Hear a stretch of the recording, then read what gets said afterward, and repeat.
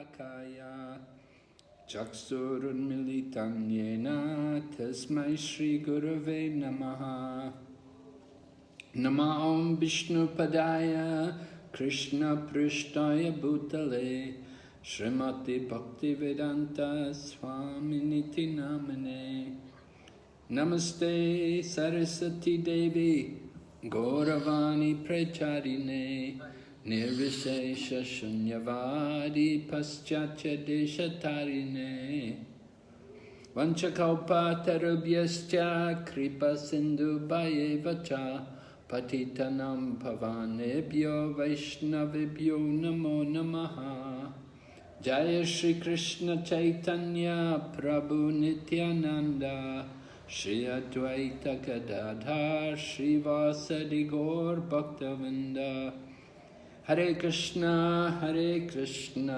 Krishna Krishna, Hare Hare, Hare Rama, Rama Rama, Hare Hare. So we welcome everyone to our study of Bhagavad Gita at the level of Bhakti Sastri. And today we're on chapter 18, and this should be the final class on Bhagavad Gita. So, let's see, we have, I'll share the screen.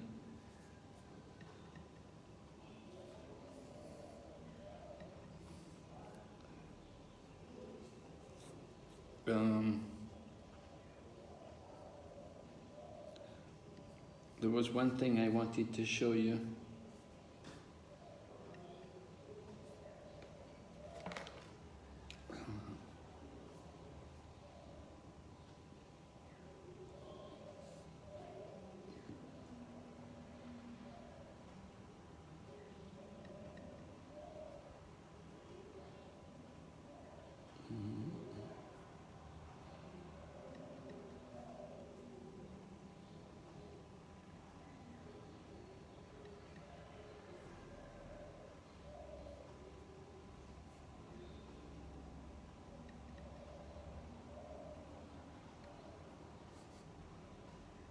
Okay, so I showed you this yesterday, right? The summary of the chapters, right? We saw that.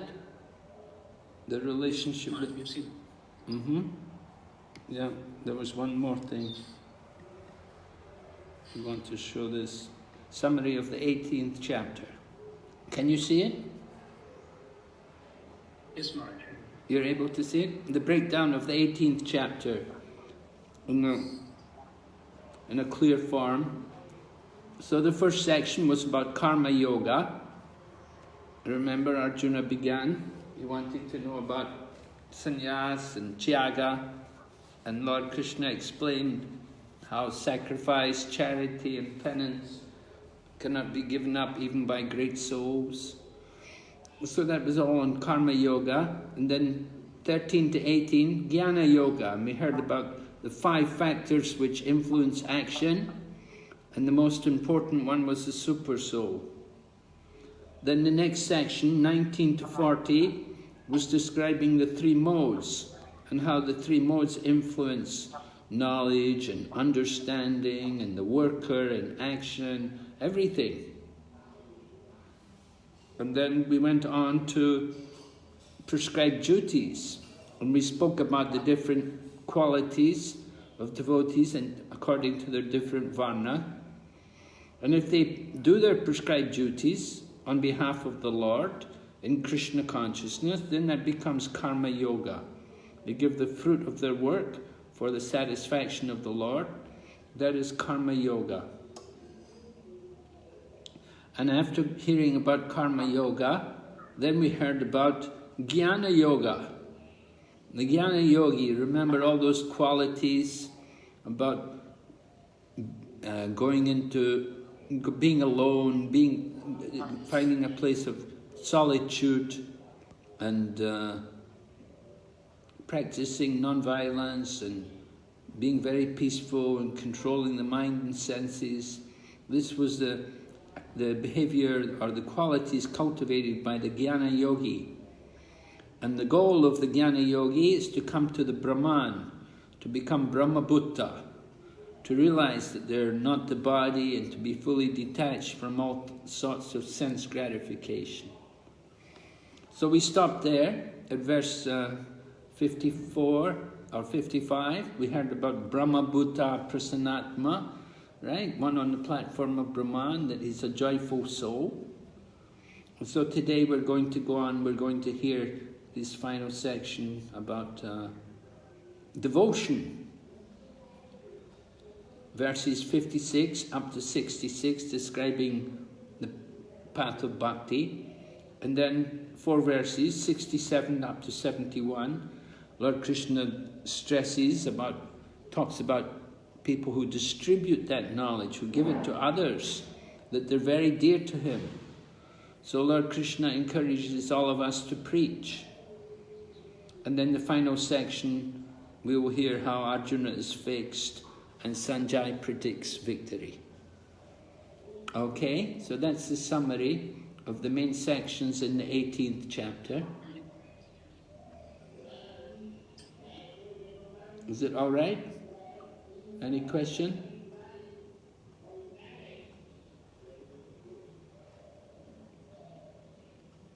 Okay, we'll go on. We'll go ahead. We're at 55.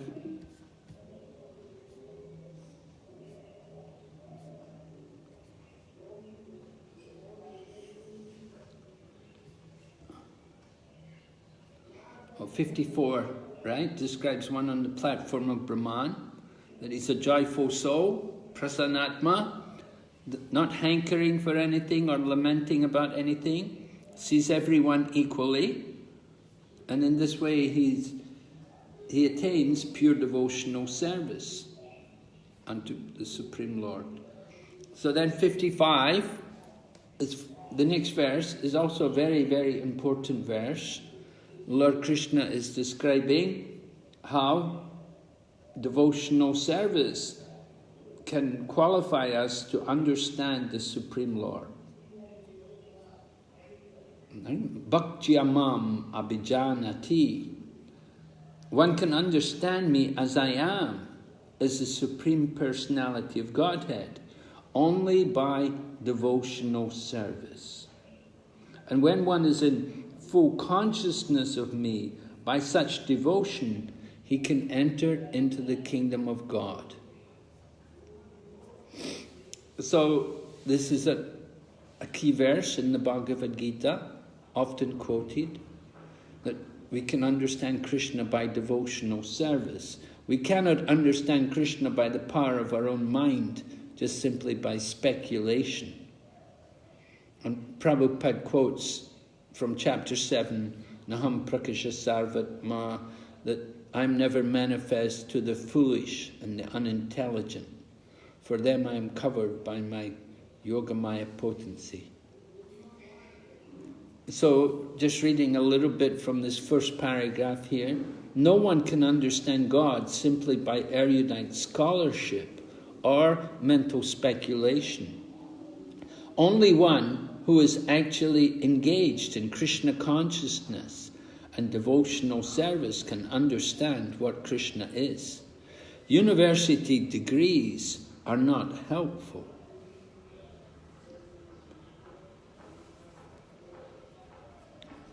University degrees can help us to understand the language, help us to understand some things, but cannot qualify us with devotion.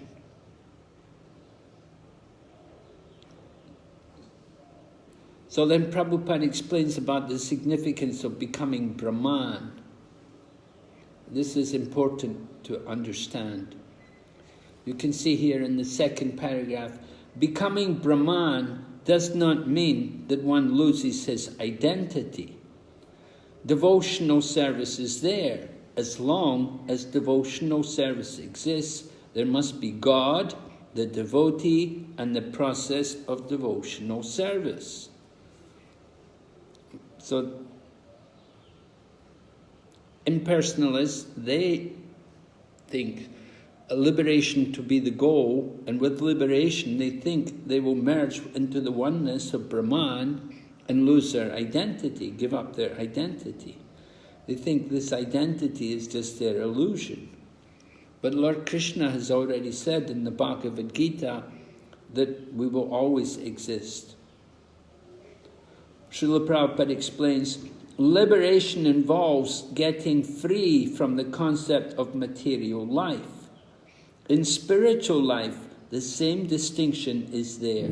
The same individuality is there, but in pure Krishna consciousness.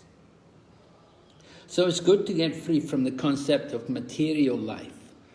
But we should understand that there is spiritual life, and there's personality, there's individuality within the spiritual world. This is not understandable by the impersonalists. So Srila Prabhupada goes on to explain more. The key word which is often misunderstood here, you can see in text 55, it said, Vishate tad anantaram. Vishate tado mam tad vato gyatva, Vishate tad anantaram. And Vishate means, the meaning of Vishate is, he enters. So the impersonalists think, aha, he enters. And they think this means you enter into the Brahman and you lose your identity, you merge. To give the example, just like when you make halava. When you make halava, you have suji and you have butter and you have sugar and water, and it's all mixed together and it all just merges, right? And it becomes the halava. You can't find sugar, you can't find the butter, it's all merged in. So they think Brahman is like that you lose your individuality. So we'll read this section, an important section. Prabhupada said, one should not mistakenly think that the word Vishate enters into me, supports the monist theory that one becomes homogeneous with the impersonal Brahman. No, Vishate means that one can enter into the abode of the Supreme Lord in one's individuality, to engage in his association and render service unto him. For instance, a green bird enters a green tree, not to become one with the tree, but to enjoy the fruits of the tree. It's a very good example. You know, when we're in Vrindavan, we often see the green parrots. And the green parrots, they go into the green tree and you just lose them. So the impersonalists imagine that liberation is something like that you lose your individuality. But Prabhupada said, no, the bird goes into the tree, the bird is still in the tree, still has his individuality. Then Prabhupada explains more. Impersonalists generally give the example of a river flowing into the ocean and merging. Right? This is another example which impersonalists are fond of. They say just like all the rivers flow into the sea and become one with the sea, so we should all become one with the Supreme, with the Brahman, and just merge, lose our individuality. So Prabhupada explains here that the rivers flow into the sea, but, how does Prabhupada said, this may be a source of happiness for the impersonalist, but the personalist keeps his personal individuality, like an aquatic in the ocean. We find so many living entities within the ocean if we go deep. Surface acquaintance with the ocean is not sufficient. One must have complete knowledge of the aquatics living in the ocean depths. So it's an important example, and you should know how to counter it. If someone talks about rivers flowing into the sea and becoming one with the sea, you have to explain to them, yes, but within the ocean there are many living entities, and they all have their individuality. it's not that everything is just simply one. Within the ocean, there's so many different creatures, and they keep their individuality. And we should understand, similarly, in the spiritual world, there is individuality. There is, of course, there's the impersonal Brahman, which is like a merging or a oneness. But even in the Brahman, one has his individuality. And when one leaves the impersonal Brahman, he maintains that individuality. We never give up our identity. We're always spirit souls. But we just exist on different levels of consciousness, in different places, different circumstances. But we're always individuals. So this is an important example to present to impersonalists and trying to expose their mistaken understandings. All right? Is this example clear to everyone? Okay, good. Maharaj, just like if the impersonalists, they say they are like the rivers, they consider themselves as the river and merging into the ocean, and that becomes one. So how can, of course, we have explained us that the aquatics are there, but the water, it becomes one. So that's what they are always arguing on it. Yes. Water becoming one. They give the example of the water becoming one, but the water is not the best example to compare to the living entities. In presenting an example, you have to consider how many points of similarity are there. The fact is, we are all living entities and we are individuals. We have our personal identities. They cannot deny that. Yeah. So when you present an example, you have to consider how many points are actually appropriate. They simply talk about the water becoming one. But even the water, you can see the water in the river is different from the water in the sea. The water in the sea is salt water. River water is not salty. There's a difference. There's some difference. It's not, it's all one, all the same. So, generally we have to be careful in dealing with these people who have these different philosophies. It's very difficult to argue with them. What we like to do with them, the best way to preach to them is give them prasadam and kirtan, the chanting of the holy name.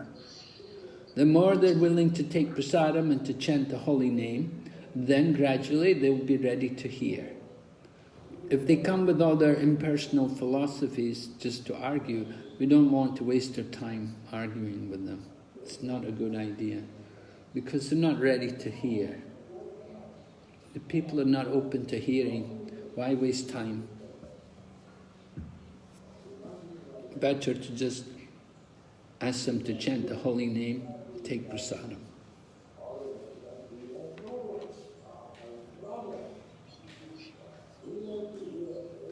Okay,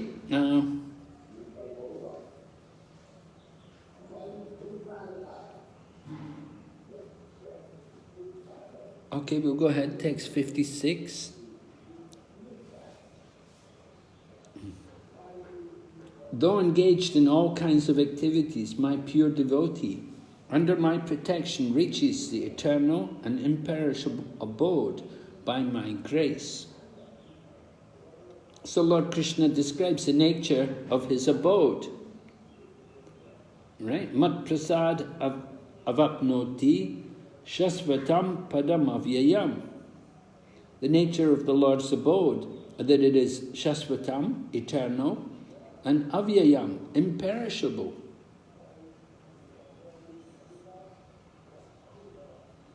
When we speak about the word that's there, my devotee, under my protection, by my mercy. You know, it indicates some personal exchanges there. Lord Krishna is talking under my protection, by my mercy, mat prasada, my mercy. So Krishna, he has feelings for his devotees. And the devotee, of course, has feeling for Krishna. So Srila Prabhupada explains here in the purport, to a devotee who is thus engaged in Krishna consciousness, the Lord is very, very kind. Right? Because the devotee is so fully engaged in Krishna consciousness, 24 hours a day, he's engaged in devotional activities. So, in spite of all difficulties, he's eventually placed in the transcendental abode of Krishna Loka. He's guaranteed entrance there. There is no doubt about it. In that supreme abode, there is no change. Everything is eternal, imperishable, and full of knowledge. Text 57. Someone could read?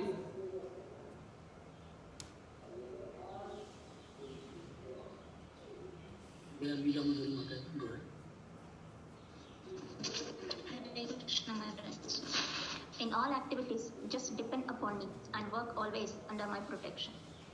In such devout service, be fully conscious of me. Yes. Thank you. Hare Krishna.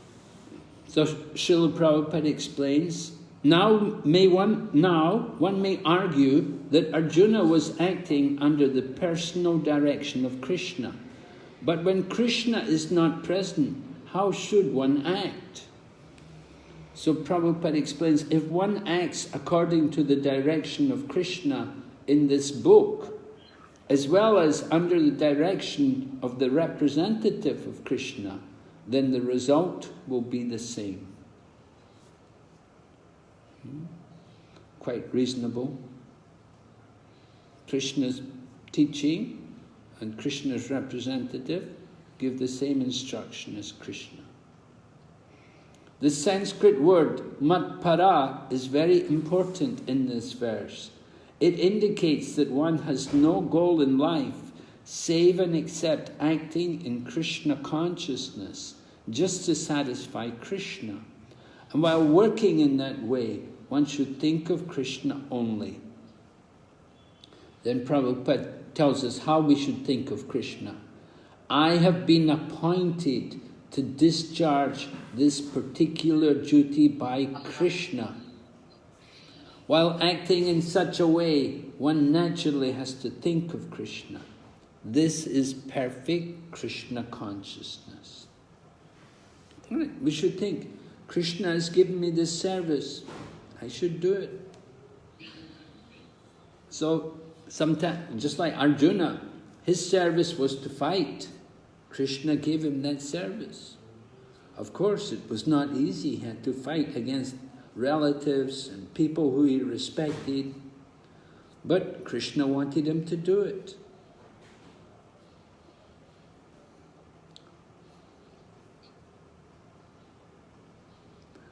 Then Prabhupada continues, one should, however, note that after doing something whimsically, he should not offer the result to the Supreme Lord.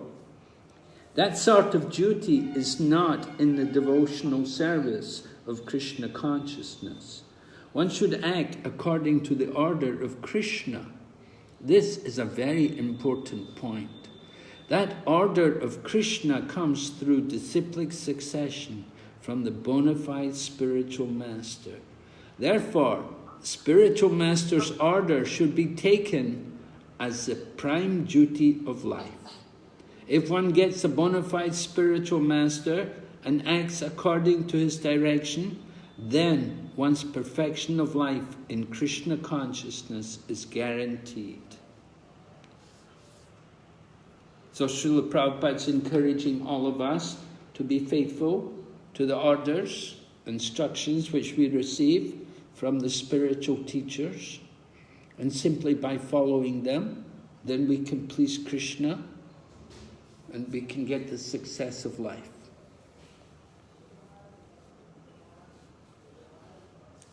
Okay, we'll go ahead, text 58. Someone like to read translation?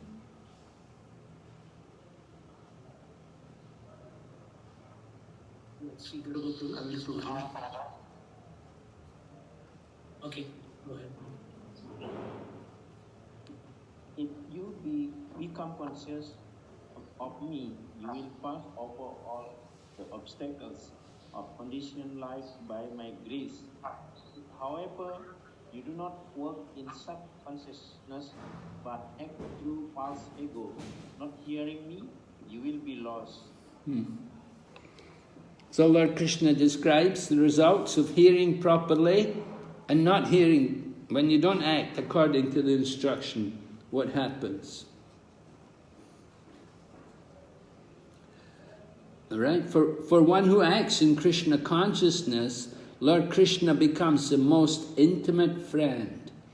He always looks after his friend's comfort, and he gives himself to his friend, who is so devotedly engaged, working 24 hours a day to please the Lord. But then at the end of the purport, Prabhupada said, one should note very carefully that one who is not active in Krishna consciousness is losing himself in the material whirlpool, in the ocean of birth and death. So we have that choice. It's up to us how we act. We want to surrender to Krishna or not. We will see Krishna is telling Arjuna, now what are you going to do? Anyway, text 59. Lord Krishna describes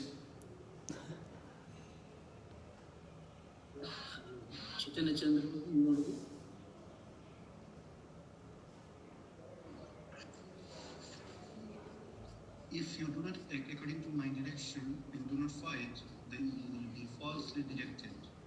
By your nature, you will have to be engaged in warfare. Arjuna was thinking not to fight, but Krishna tells him here, it's your nature. You will have to fight. You're going to fight. Whether you do it for me or not, you're going to fight. It's an interesting point. Lord Krishna understands the nature of Arjuna. His nature was to be he was a military man. His nature was to be a Kshatriya. So his duty was to fight. But he's thinking, no, my teacher, my grandfather, my relatives, how can I fight them? So actually, Prabhupada said, actually he was considering himself master of his actions, as if he were directing the good and bad results of such work. He forgot that the Supreme Personality of Godhead was present there, instructing him to fight. And so this is an interesting point, that Arjuna should fight. It's not because it was his duty. That was not the reason why he should fight. Arjuna shouldn't fight just because these Kauravas had done so many bad things to them and cheated them out of the kingdom. But the real reason why Arjuna should fight was for Krishna, that he should do it for Krishna. And that's what Krishna wants him to do. He wants Arjuna to fight because he wants him to do it. And in this way Arjuna gets perfection, or Arjuna shows his perfection. Prabhupada explains, the Supreme Personality of Godhead gives direction as to what is good and what is bad. And one simply has to act in Krishna consciousness to attain the perfection of life. No one can ascertain his destiny as the Supreme Lord can. Therefore, the best course is to take direction from the Supreme Lord and act. No one should neglect the order of the Supreme Personality of Godhead, or the order of the spiritual master who is the representative of God. One should act unhesitatingly to execute the order of the Supreme Personality of Godhead. That will keep one safe under all circumstances. So it's following the order of Krishna. That's the important point. No other reason why Arjuna should fight. We said everything was going on well, Duryodhana was doing a good job. No, they cheated the Pandavas out of the kingdom, but that wasn't why Arjuna should fight. Arjuna should fight because Krishna wants him to do it. So Lord Krishna wants Arjuna's motivation to be like that. He wants that Arjuna's motivation is, he wants to do it to please the Supreme Lord Krishna. Of course, Arjuna knew Krishna was the Supreme Lord, but somehow he's, due to illusion, due to forgetfulness, he's thinking maybe he shouldn't fight.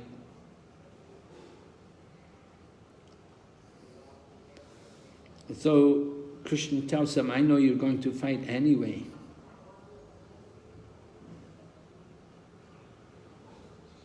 Okay, text number 60. Can you read?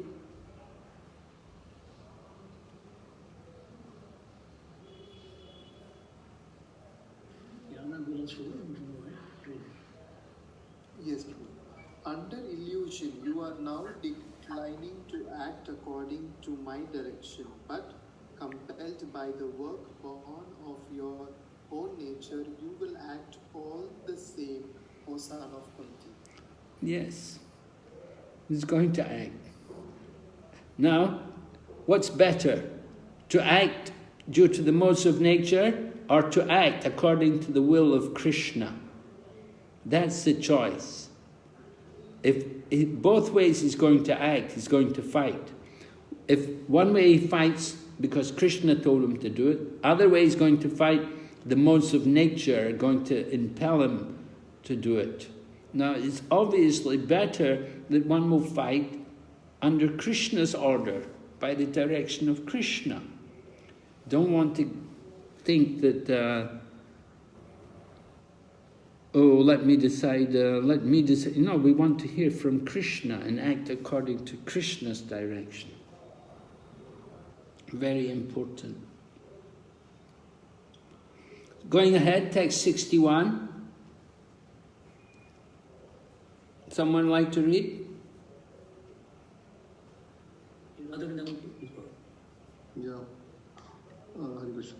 The Supreme Lord is situated in everyone's heart, O Arjuna, and is directing the wandering of all living entities who are seated as on a machine made of material energy. So someone may say, we're all directed, Krishna's directing the wanderings of everyone. So I don't have to bother, I just leave everything to Krishna. How will you respond to that? Anybody answer?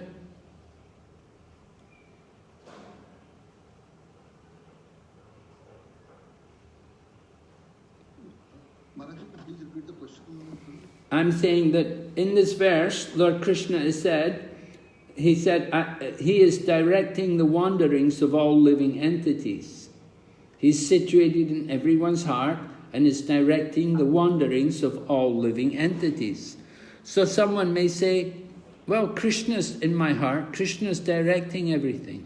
I don't need to decide anything. I just leave it to Krishna. I just do whatever Krishna in my heart tells me. So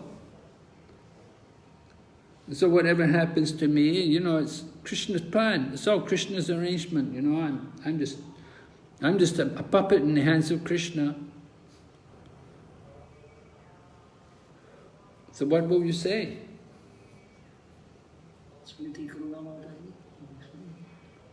Hare Krishna Maharaj.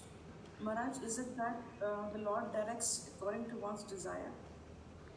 Yes. The desire Yes, that is independence that one has. So he directs according to one's desire. Okay. So we have two choices actually. Prabhupada explained, he said, two kinds of direction. He said, and then Prabhupada quotes Bhagavad Gita, Ye yatamam prapadyante. He says, everyone is directing, that we're being directed according to our desire, as Maharaji said. So there are two kinds of direction, right? One kind of direction is when you do not surrender, and one kind of direction is when you have surrendered, because these things are there. My position is either surrender or not surrender. So the not surrender person, he will get one direction, and the surrendered soul will get another direction. Both ways there is direction. Right? It's interesting. It's a good question. Somebody answers like, now this section, verses 61 to 63, we're hearing about how we're being directed by the Super Soul, surrendering to the Super Soul. Text 61, 62 and 63, they're describing about here you can see also Krishna said, I'm in everyone's heart. So he's talking about the Super Soul, which is Lord Krishna's expansion. And he's directing the wandering. So he directs according to the desire of the living entity. And Prabhupada in the purport also, he gives another example. He talks about,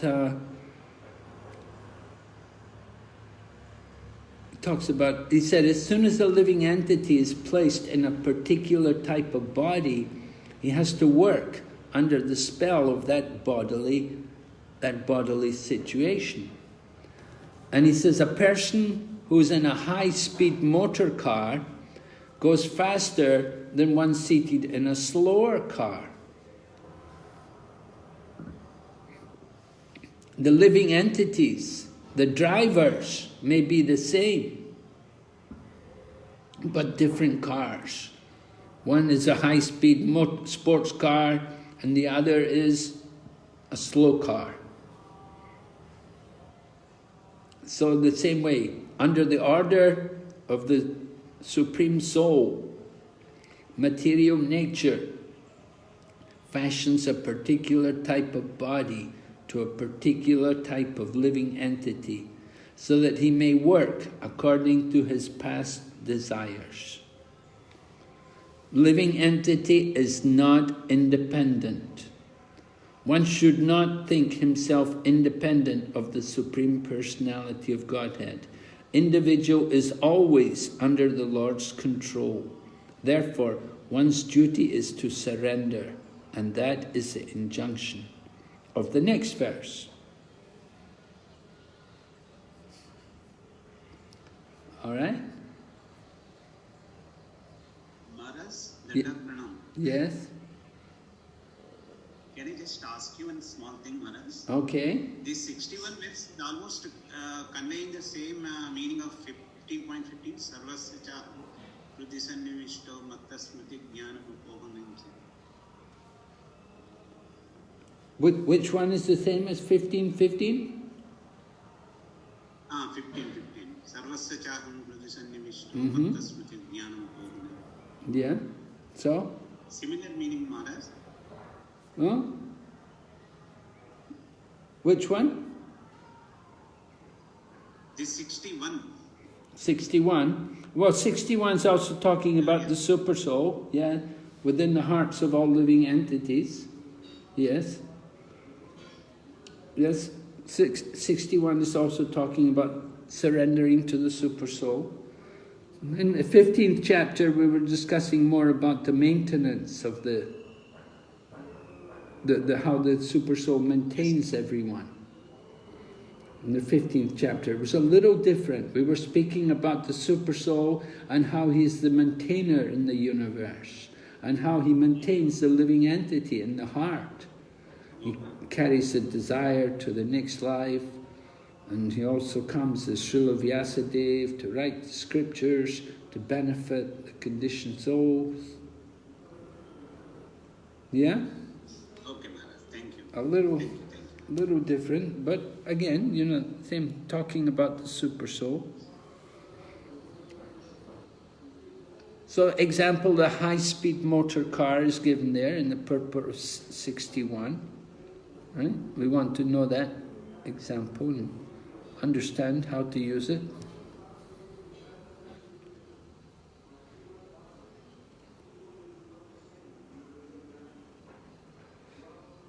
Okay, so then going ahead, text 62,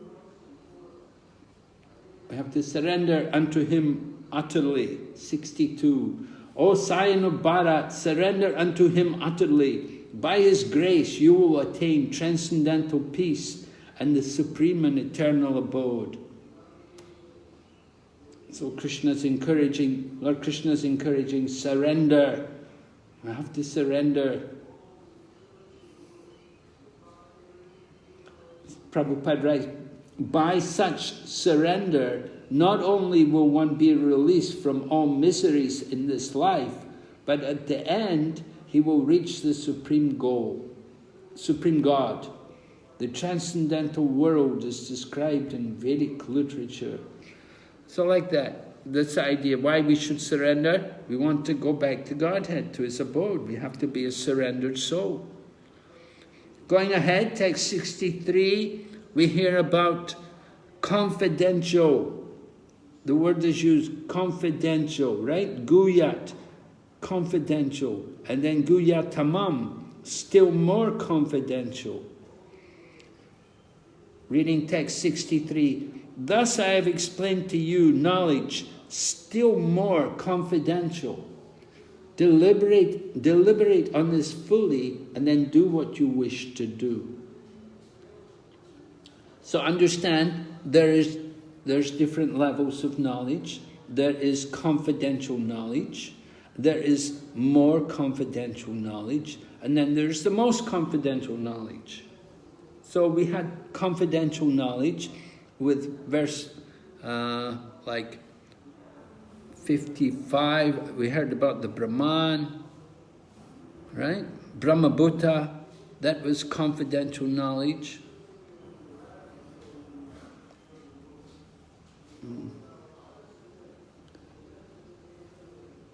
Let's see, in the purport, Prabhupada writes,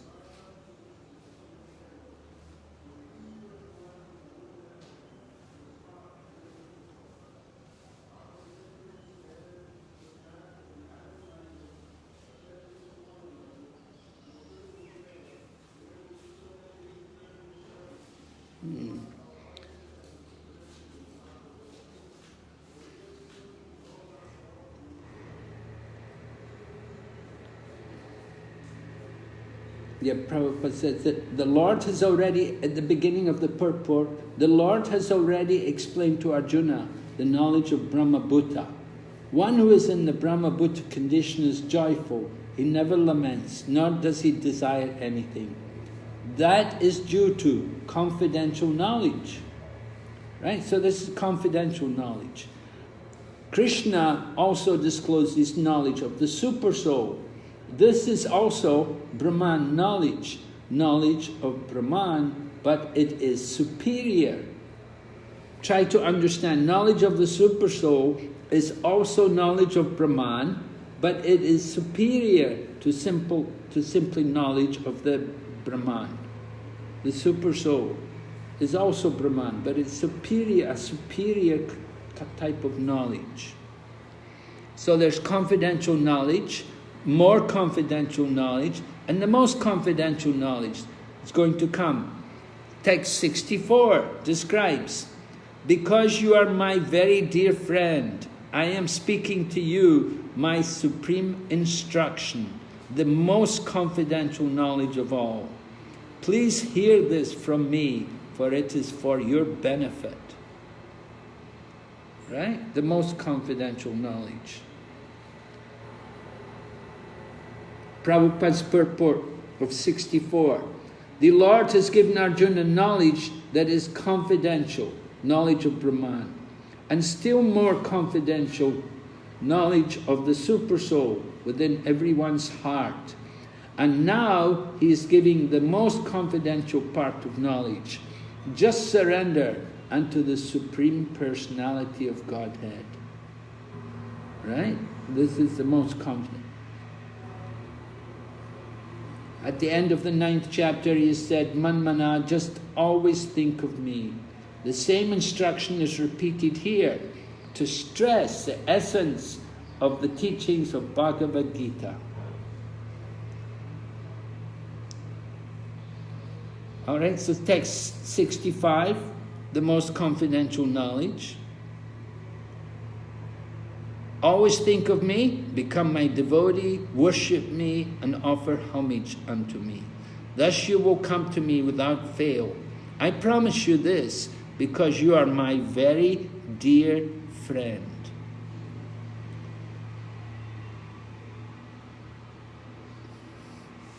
So Prabhupada explained, these 4 activities are really not very difficult. It's asking people to think of Krishna. To think of Krishna, of course, we have to hear. We have to hear about him in order to be able to think of Krishna. So hearing is also very important. And become a devotee. To become a devotee, well, we're trying to become devotees. Devotion is in our heart. We have to awaken it. We're on the path. We should worship Krishna. How to worship Krishna? Well, we can chant the holy name. Offer your homage unto me. Yes, we could namaskuru. We can bow down before Krishna. Offer obeisances. That's not so difficult. Not so difficult for some people, but for some people it is difficult. They don't like to bow down, right? The young man said to Prabhupada, why I should bow down? I don't like to bow down. So Prabhupada explained to him, he said, you may not like to bow down, but you may not like to bow down to Lord Krishna, but you will be forced to bow down to old age and to disease and to death. You may not like it, but you will be forced to bow down to these things. But bowing down to Krishna frees you from old age, disease and death. You bow down before Krishna, and then you will no longer have to bow down to old age, disease and death. The devotees are happy to bow down to Krishna. You will not be happy when you bow down to old age, disease and death. So offering obeisances is one part of the most confidential knowledge. All right? And Prabhupada explains. We'll read the second paragraph. These words stress that one should concentrate his mind upon Krishna, the very form with 2 hands carrying a flute, the bluish boy with a beautiful face and peacock feather in his hair. These are descriptions of Krishna found in the Brahma Samhita and other literatures. One should fix his mind on this original form of Godhead, Krishna. One should not even divert his attention to other forms of the Lord. The Lord has multi-forms as Vishnu, Narayan, Rama, Varaha, etc. But a devotee should concentrate his mind on the form that was present before Arjuna. Concentration of the mind on the form of Krishna constitutes the most confidential part of knowledge. And this is disclosed to Arjuna, because Arjuna is the most dear friend of Krishna. So, very nice purport, Srila Prabhupada explaining.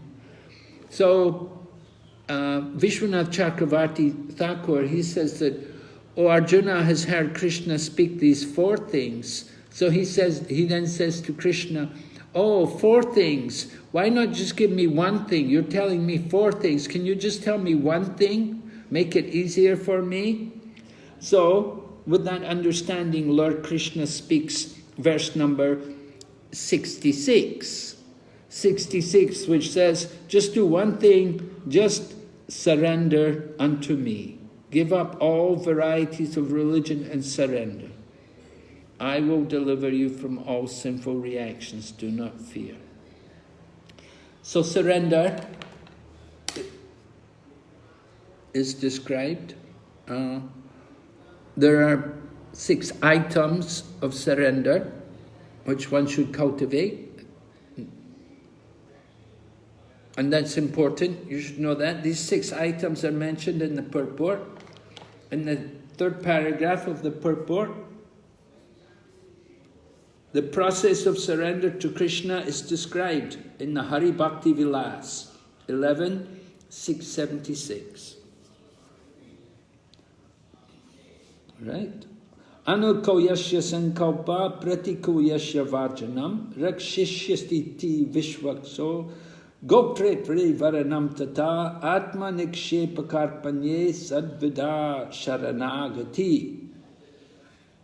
Sadvida sharanagati, 6 items of surrender. First of all, anuko yasya sankalpa, accepting what is favorable. So what is favorable for devotional service? Any answers?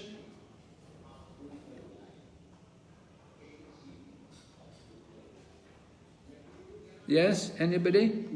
We've got 2 hand raised. One is Reshwari Mataji. You want to say? Reshwari. Hare Krishna. Actually, I had raised for another question, like asking question, but I can answer. So, favorite things like accepting prasadam and doing chanting and attending all programs, Mangalarti and all the things. Yes, very good, right? And what's unfavorable? Unfavorable is like indulging in the things which are not Krishna conscious. For example, gambling or too much associating with materialistic minded people and overindulgence in like acquiring more than necessary, like the nectar of instructions. That there are things mentioned that we should not be involved in. Yeah, generally we simply say no meat, fish and eggs, no intoxication, no gambling, no illicit sex. These things have to be given up, right? That's like the basic philosophy.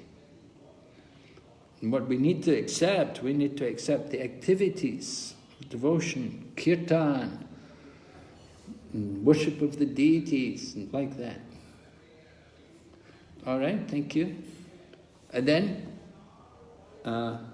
we should know that only Krishna can protect us.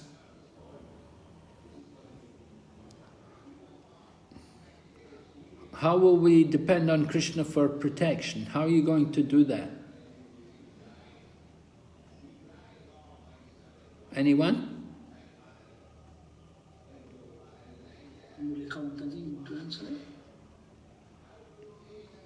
Really, I also had a question. Now, okay, I'll answer this one. We have to just depend upon him and think of him that he will, in 15th chapter it is said that he is the maintainer of this world or this universe. So we should have that in mind that he will always protect us. Or just have it in mind, eh? No, we have to surrender and we should have that faith that because he has created everything, he will maintain us all. Okay. How do people in the material world, how do they protect themselves? What do they do for protection? They use the facilities given in this universe for them protect or to use, or they will exploit the resources in the material nature. It was given by the law.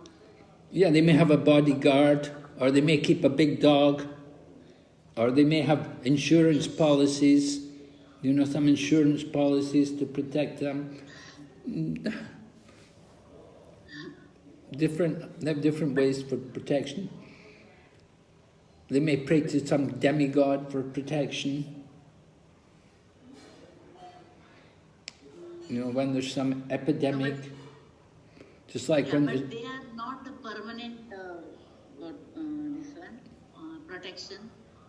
They are not permanent, they are temporary and... Yeah, ultimately they cannot give long-lasting... ultimate protection. Mm-hmm. Okay, so only Krishna can protect, and then only Krishna can maintain us. We can maintain ourselves only by the grace of Krishna.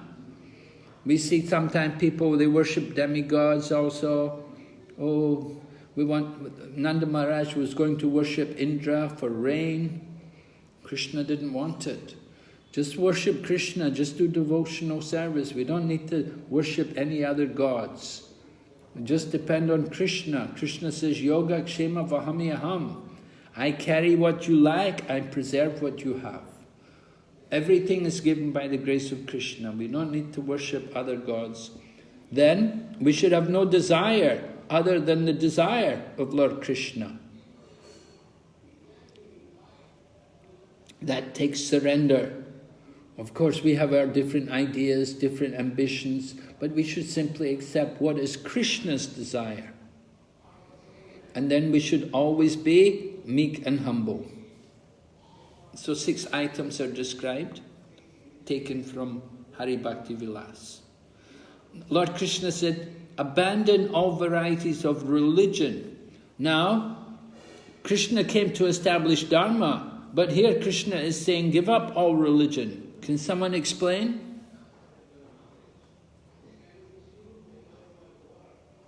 Is this contradiction?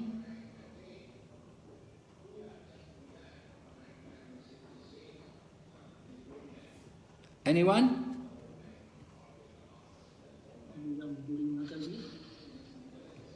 Hare Krishna Maharaj. Religion means Dharmam tu Sakshat Bhagavad Pranitam. Whatever Krishna says, that is only religion. Other than that, everything is non-religion. So, as we discussed just now, but just because it is not because of Kshatriya, Arjuna has to fight. And just because the Kauravas have done something wrong, so he has to fight. Because Krishna is telling so he has to fight. So, whatever Krishna says, that is religion, Maharaj.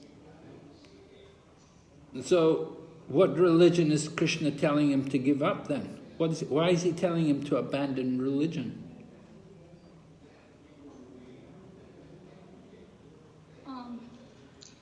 Because we are in illusion, we follow so many other things other than what Krishna has told. So those things should be abandoned, Maharaj. Oh, so he shouldn't abandon anything Krishna told, but he should abandon everything else.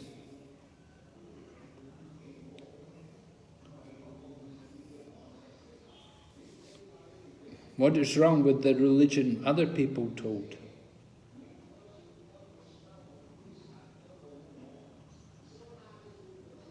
Sindhu Prabhu, you want to explain?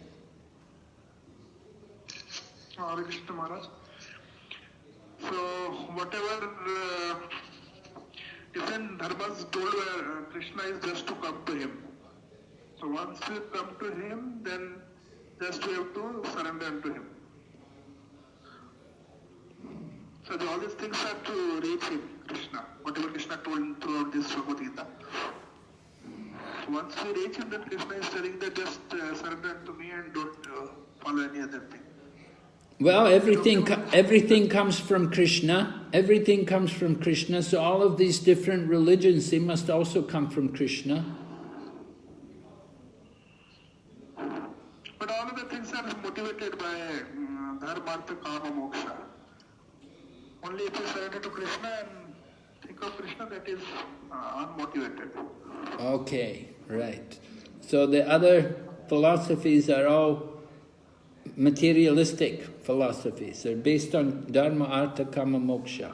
So that's what should be given up, right? Yes, Maharaj. Okay, thank you, Prabhu. All right. So There are some other devotees have some more comments. You have some other devotees have. Why should they? Is it okay or? what? I mean, the other devotees might have some points also. Yeah. You Okay.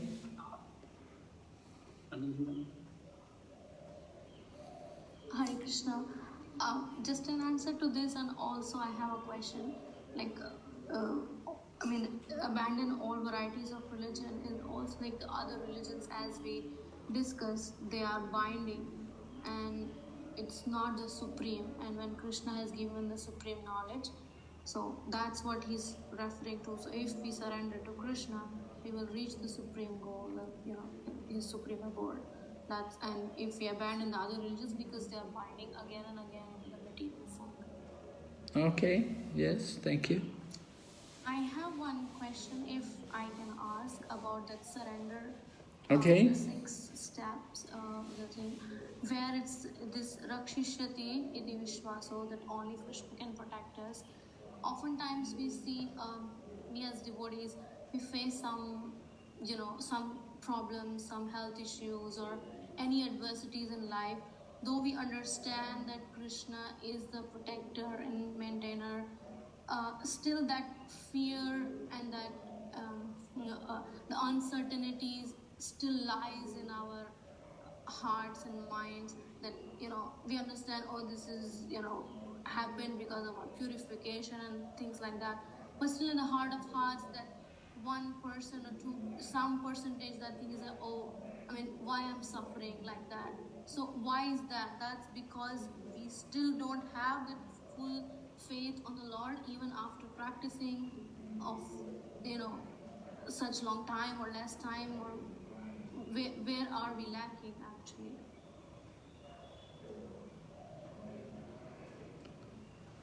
Well, we should have full faith in the Lord. We should have full faith that, just depending on Him. The pure devotees will not ask Krishna, when we're in difficulty, we simply depend on Krishna for protection. It's not that we have to pray to Krishna, protect me. But we see Lord Chaitanya, he also showed us, going through Jarakanda forest, Lord Chaitanya, of course, is not afraid, but he did sing Krishna Krishna Rakshamam, Krishna Krishna Pahimam. He's praying to Krishna. You could say he's praying to Krishna, protect me. But at least his revealing that his understanding is that Krishna will protect. Not that we have to ask Krishna to protect us, but we simply depend on Krishna for the protection. It will come. If Krishna wants to protect us, we say, if Krishna wants to kill someone, nobody can save him. And if Krishna wants someone to live, nobody can kill him. And so we understand it's all in Krishna's hands. We just have to surrender and see what is Krishna's plan. Okay, thank you. Queen Kunti had so many difficulties, but we don't see that she was actually praying. Uttara came and prayed to protect the child. She said, let it kill me, but just protect the child. So this is the mood of the pure devotees. All right, any other questions before we go on? Maharaj, regarding the same thing, may I ask? Yes. Regarding the protection. He explained about Kunti and Uttara, like they were at a pure platform. They didn't ask Krishna for protection and all, but when some difficulties come to us, we do feel distressed, we do feel troubled, and we do need some protection. We do tend to pray to Krishna for protection. So what is the right attitude in this, in some calamities which one devotee faces, if he's not at the highest of the platform? Yes, certainly we can pray to Krishna for protection. It's good. It's purifying, because by praying to Krishna for protection, we remember Krishna. It's bringing remembrance about Krishna beneath that. If the dangerous situation helps us to remember Krishna more, then it's very good. That was Queen Kunti's prayer. She understood that the dangers were helping her to be more Krishna conscious. And in the prayers by Queen Kunti, it also mentions like that one who is in a dangerous situation, he gets greater care from Krishna.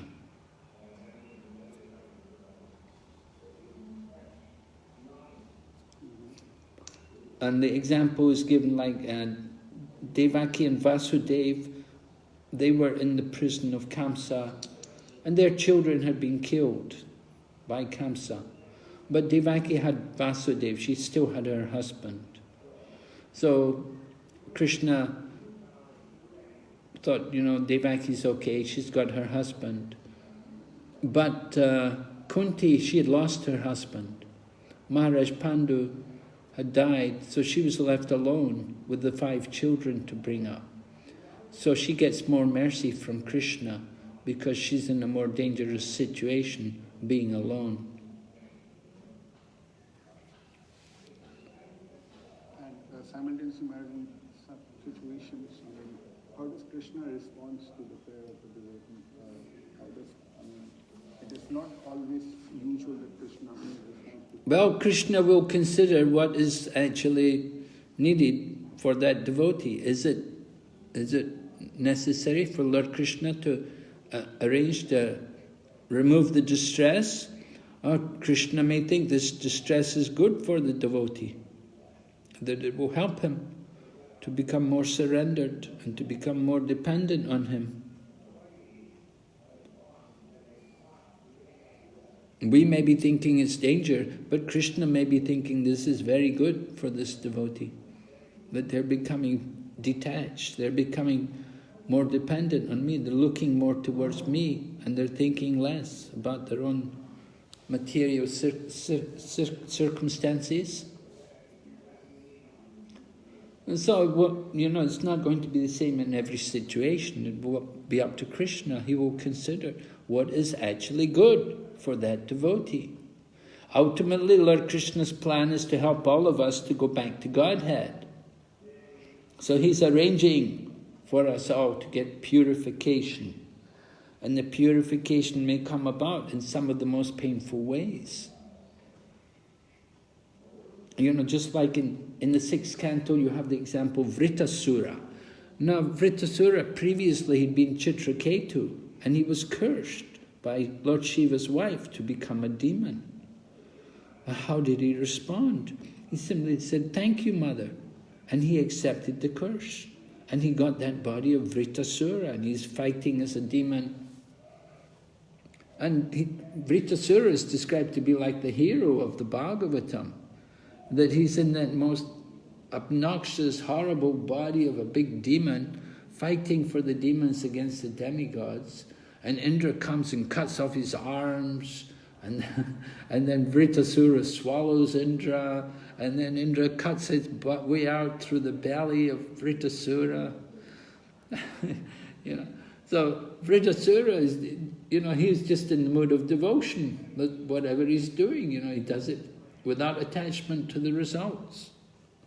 And he accepts all the difficulties, all the dangers, he accepts it all. So pure devotees generally, they're reluctant to ask the Lord for service. But as you say, if we're more neophyte devotee, then we will, depending on the situation we're in, we will approach the Lord with feeling and request for his help, kindly help me in this dangerous situation. So it will depend on, it's up to every individual how they respond to the dangerous situation. Some will ask the Lord to intervene and protect them, and others will simply want to remember the Lord and glorify the Lord. Let me not forget your lotus feet. If they're really very advanced devotees, they simply take shelter of the lotus feet. whatever happens is going to happen. Just let me remember the lotus feet of Lord Krishna. Is that all right, Prabhu? Yeah, thank you very much. Just one small thing.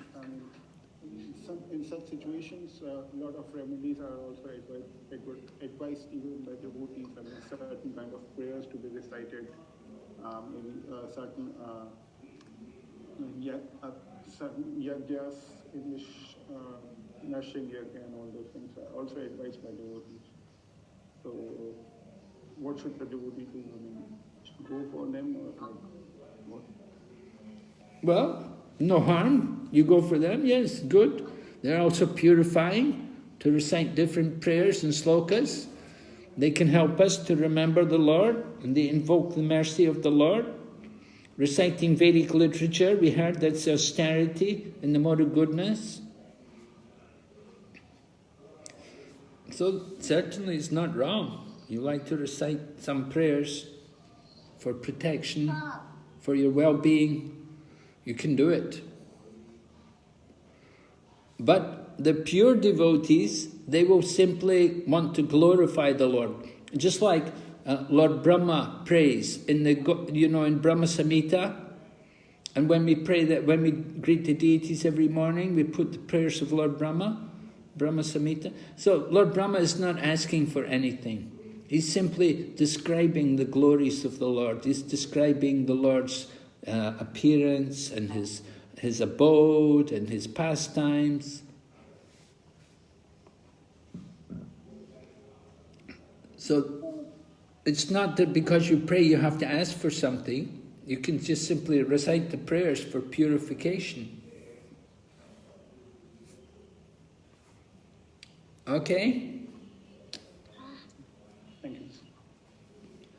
Maharaj, we have two Matajis who want to ask. All right, yes? Yeah, Mataji. Hare Krishna Maharaj. Maharaj, this is regarding verse number 61, where there is an analogy given by Prabhupada, like a man sitting in a high-speed motor travels faster than the one in the lower speed. So that is not very clear, Maharaj. If you can throw some light on that. Okay. Yeah, that's text number 61. Yes, Maharaj. Okay, yeah, let me find it here. Yeah, right. In the purport, text 61, Prabhupada gives this example. Well, he's talking about the living entities in different bodies. People are placed in different bodies. And we're all placed in different bodies according to our qualification, but it's also according to the direction of the super soul. Prabhupada said, all the activities of the living entities are directed by the super soul. The living entity gets what he deserves. So somebody's got somebody's got a very good body, very healthy body, very strong body. Somebody else has got the very weak body and not such a nice situation in material life. Why? Of course, due to our past activities, the Lord places us in bodies according to our qualification. According to our pious and sinful activities, we're given a particular body. So Prabhupada gives the example about somebody's got a high-speed motor car and somebody else has got a slow car. Maybe you've got the little old car which doesn't go very fast and shakes a lot and makes a lot of noise. And somebody else has got this high-speed motor car which is really high-powered. And so Prabhupada compares this to people who have different bodies. Someone's born in a royal family, or they're born in the family of the very, very rich person, and they're very good-looking and very healthy and very athletic. And somebody else, just the opposite. They're weak and they're poor and they don't get much education. So these bodies are like different motor cars. So somebody who's got a lot of money, they can get the big high-speed motor car, and somebody else who's not so wealthy, they have a car, but it's much slower. It's just an economy car. Just not so expensive, just one of the cheaper cars on the market. So everything according to their means. So it's like the car is like the body of the living entity. So the body shows it's a symbol, it represents our karma from the past. So the same way somebody's car is something like, it's a reflection of their karma, indicates a person's particular karma. Of course, we would think it indicates their economic status. Somebody's got a lot of money, they can buy a high-speed sports car, and somebody else, maybe you have a family and you don't have so much money, then you have a car, but it's not such a, it's one, the budget car is much cheaper. So the bodies are like that. The body, the living entity's body is like a car. Yeah? So Maharaj, this Prabhupada has also mentioned about the speed. So does that also have some significance in that? What does that indicate, speed? The seed? Speed goes faster than the one in slower car. No. Well, yeah, well, to me, it just indicates that, different bodies, naturally different cars will go at different speeds. You've got a high-speed motor car. Why? Because you like to drive at high speeds. And somebody else has got the other car, which is a slower car. You can't go so fast. It doesn't really make much difference.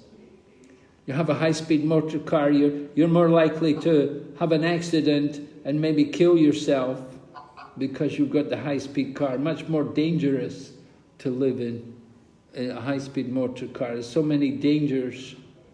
The car goes so fast it overturns. But you drive a slow car, it's not so dangerous. You're not at so much risk. And so, like that, material life is also like that. You have a lot of material facilities. You have a very strong body, a healthy body. You're much more inclined to sinful activities. You can easily become degraded, take up sinful life. And somebody's got a slower car, they're not going to get speeding tickets, they won't get fined by the policeman, they don't go so fast. But, they just follow the law. So somebody's, poor and they're not so rich, not so good looking and not so strong. They're not going to be so sensuous. They're not going to be so sinful. They will be probably more simple in their lifestyle and less inclined to sinful activities. So you could understand some implications from the speed in that sense. A high-speed life into sinful activities. With a lot of fines, a lot of fines from the policeman. But the slow car, no problem. Yes, Maharaj. All right. Somebody else had a question? Yes, Maharaj. Hindu Lekha Kripa Maharaj. Hare Krishna Maharaj, this is number 62. So in this one, Krishna says that surrender unto him utterly by his grace. Whereas in this whole chapter, he says that surrender unto me or about me or think of me, everything it is me. But only here it is given as him. Is there any significance to that, Maharaj? Yes, a little bit, because what's happening when he says surrender unto me utterly, he's directly addressing Arjuna. Okay. It's a direct address to Arjuna, it's second person.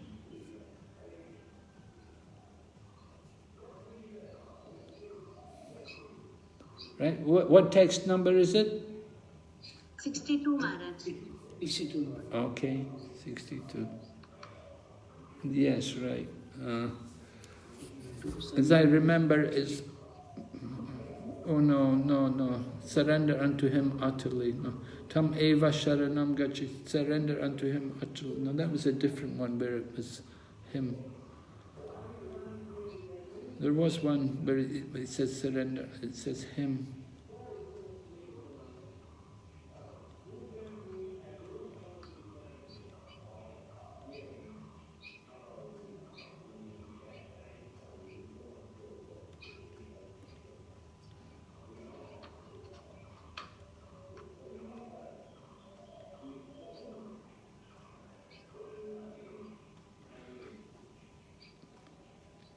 No, in 57, where he talks, where Krishna said, "Just depend upon me,"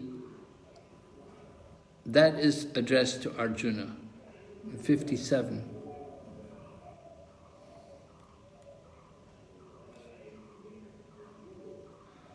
And then in 56, he talks about my pure devotee. So that is, he uses the third person there in 56. Where he says, my pure devotee. It's the third person is implied.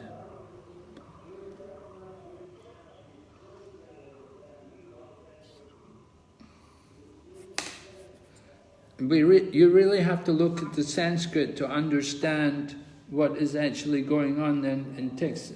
You say 62, this verse, surrender unto. You really have to look at the Sanskrit and analyze properly what's going on. Surrender unto me. You can't base too much just on the translation, because the translation, the important point is in the purport.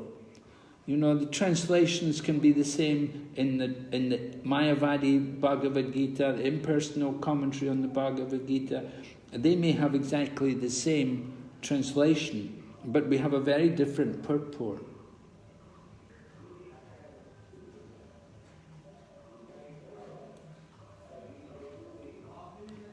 So, don't try to base too much just on the translations.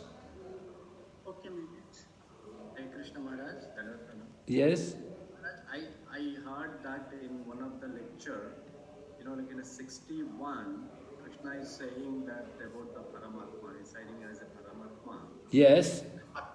And in the 62, is referring to that Paramatma. That's what I heard. That Paramatma. Right, that Paramatma. You surrender unto that Paramatma.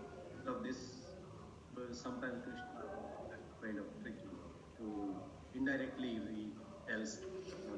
Well, that's right, that's true. Text 61 to 63 are all about surrender to the Paramatma. So that's a good point, Prabhu. Yeah, what's being talked about here, we said this section 61 to 63, we're talking about surrender to the Paramatma. So where Krishna says surrender unto him utterly, it means surrender to the super soul. Right? And then Krishna is going to go on and talk about, it will come, the most confidential knowledge was to surrender to me, Krishna. Become my... But Maharaj, like even the super soul is Krishna himself, right? But maybe in a different... Yes, right. Yeah, it's a different manifestation. It's the expansion of Krishna, right? Yes. Right. It's a little different. It's a different feature of Krishna. Some people are devoted to the super soul. They don't give so much they're not so much attracted to Krishna, the person. They're just attracted to the super soul, the Lord in the heart. Now, who is the Lord in the heart? It's usually Vishnu. Maybe Vishnu, four-armed Vishnu, but Lord Krishna is two-armed playing the flute with peacock feather and so on. It's a different feature. So someone surrenders to the super soul. They're also devotees, but they're not like the devotees who are those people who are directly devoted to Krishna, the cowherd boy, the son of Nanda Maharaj, who's in Vrindavan. Right? Dhruva Maharaj, for example, Dhruva Maharaj, he meditated on the super soul.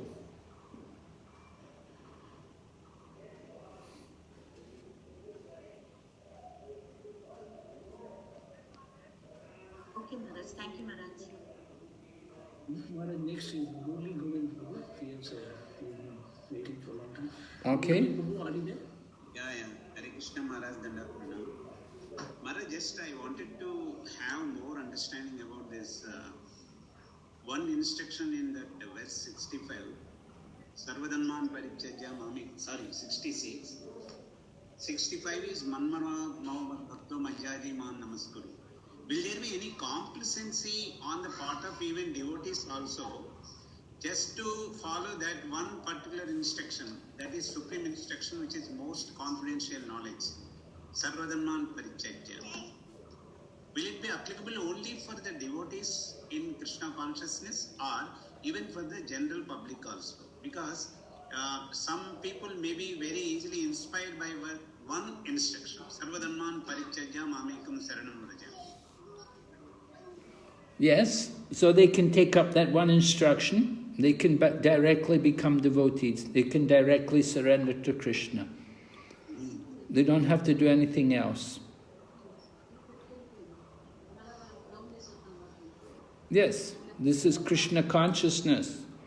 You take the lift up, immediately, surrender everything. You don't have to go through preliminary stages, you don't have to study the Brahman and then Paramatma. You can immediately surrender. Okay, ma'am. This is a...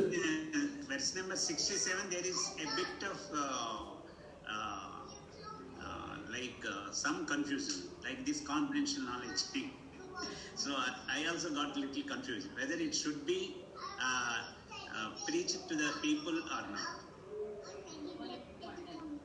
Well, Prabhupada explains that devotees are more merciful than Krishna. Lord Krishna, he's saying in 67, don't preach to this person, don't preach to those who are not austere or devoted or engaged in devotional service, nor to one who is envious of me. But devotee is more merciful. The devotee will preach to whoever will listen to him. If somebody will listen, then devotee will preach. Prabhupada said devotee is more merciful than Krishna. Krishna makes that distinction, but devotee, he'll preach to everyone. Okay, thank you so much. Hare Krishna.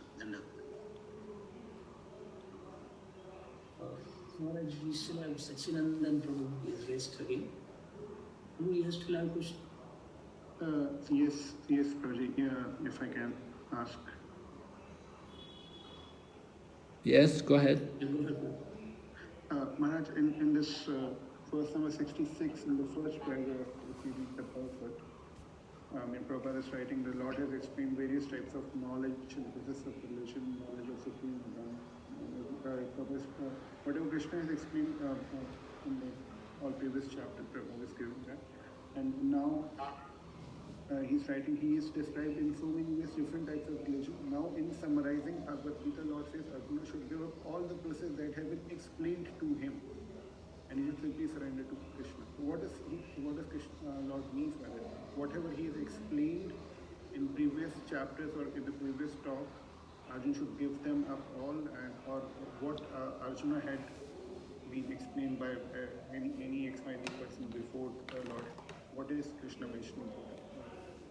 Yes, well, Lord Krishna is saying, you give up all these other processes. What was already mentioned in Bhagavad Gita, we know there was mention about Astanga Yoga, there was mention about Jnana Yoga, there was Karma Yoga, right? These different things, they were all there. The Bhagavad Gita, many different yoga processes were described.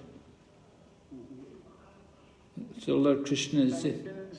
Lord also described Bhakti Yoga, and he explained that Bhakti Yoga is how it is higher to all other yogas. Yes. He's also asking Arjuna to leave everything what he has explained.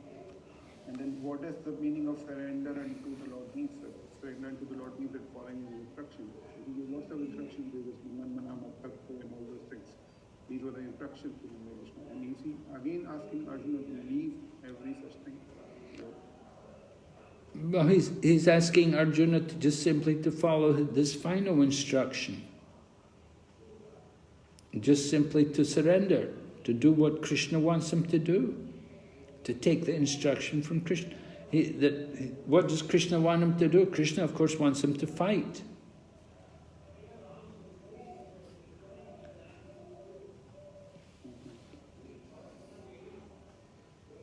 So, like, something he's, in order to not get confused by all those things, he's like telling you to believe everything in all my structure.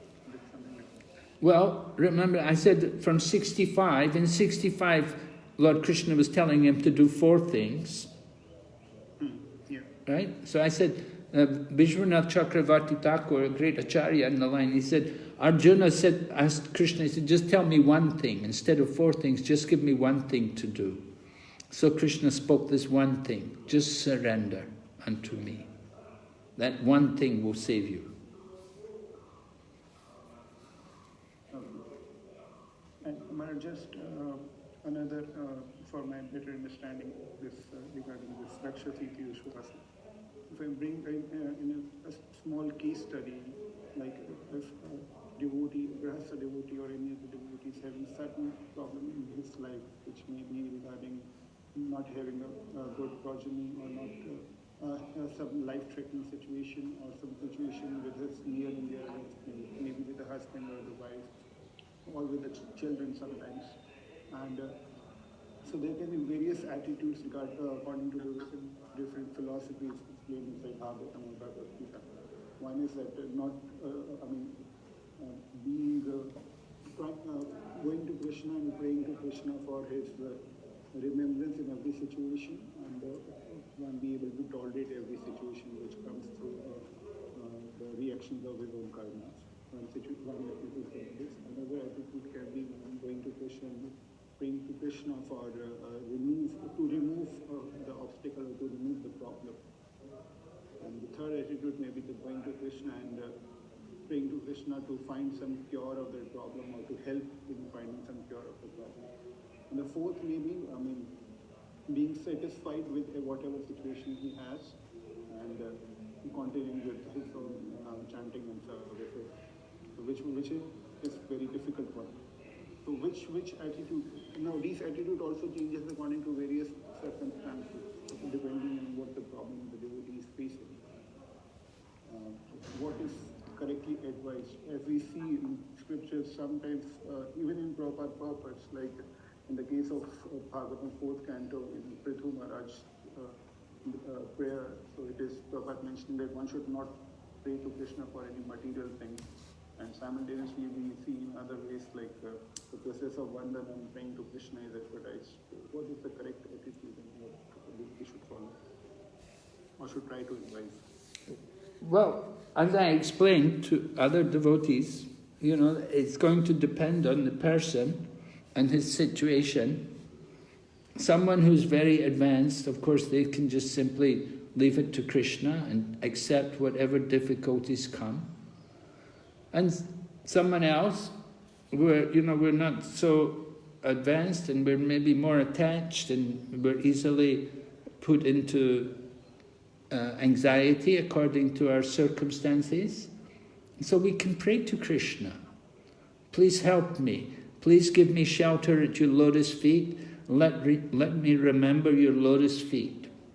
Whatever may happen to me, let the difficulties come, but let me not forget you. Let me always remember that I am simply a particle of dust at your lotus feet.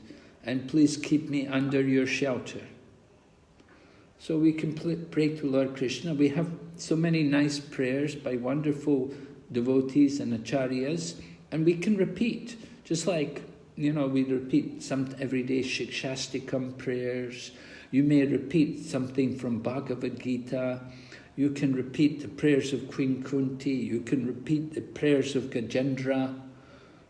There are so many wonderful prayers to be offered, and we can recite the prayers given by these devotees. I think that's the best way to approach these difficulties when they come. We remember how these great devotees, how they reacted when they were in difficulty.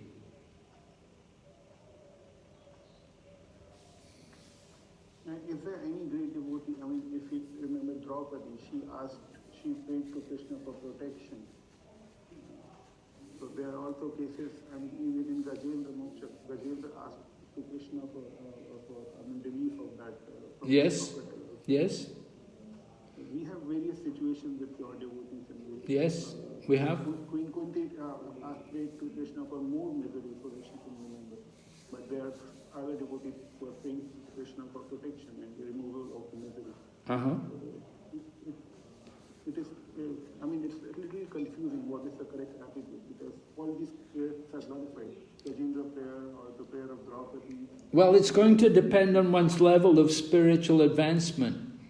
For somebody who is still materially attached, then it's not, you know, it's expected you're going to pray to Krishna, and it's actually good and it's purifying.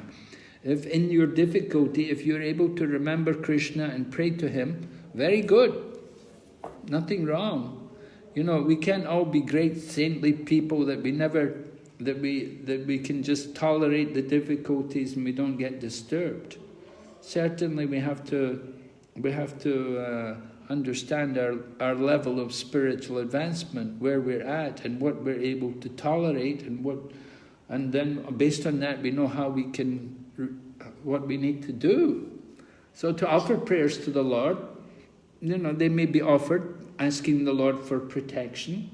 It's all right. That's, you know, it's not pure devotion, but it's devotion. It's just devotion mixed with some material desire, right? We call it karma mishra bhakti. So, okay, that's good. That's bhakti, but it's mixed with our material desires. So it's all right. You can pray like that. Yeah, just like whatever level we have. Right, yeah, according to what level we have, right. Yeah. And Krishna knows, Krishna understands where we are, and Krishna understands that, oh yes, he's approaching me, he's in difficulty, he's approaching me. And Krishna helps. He reciprocates. We can't be artificial, try to be something we're not.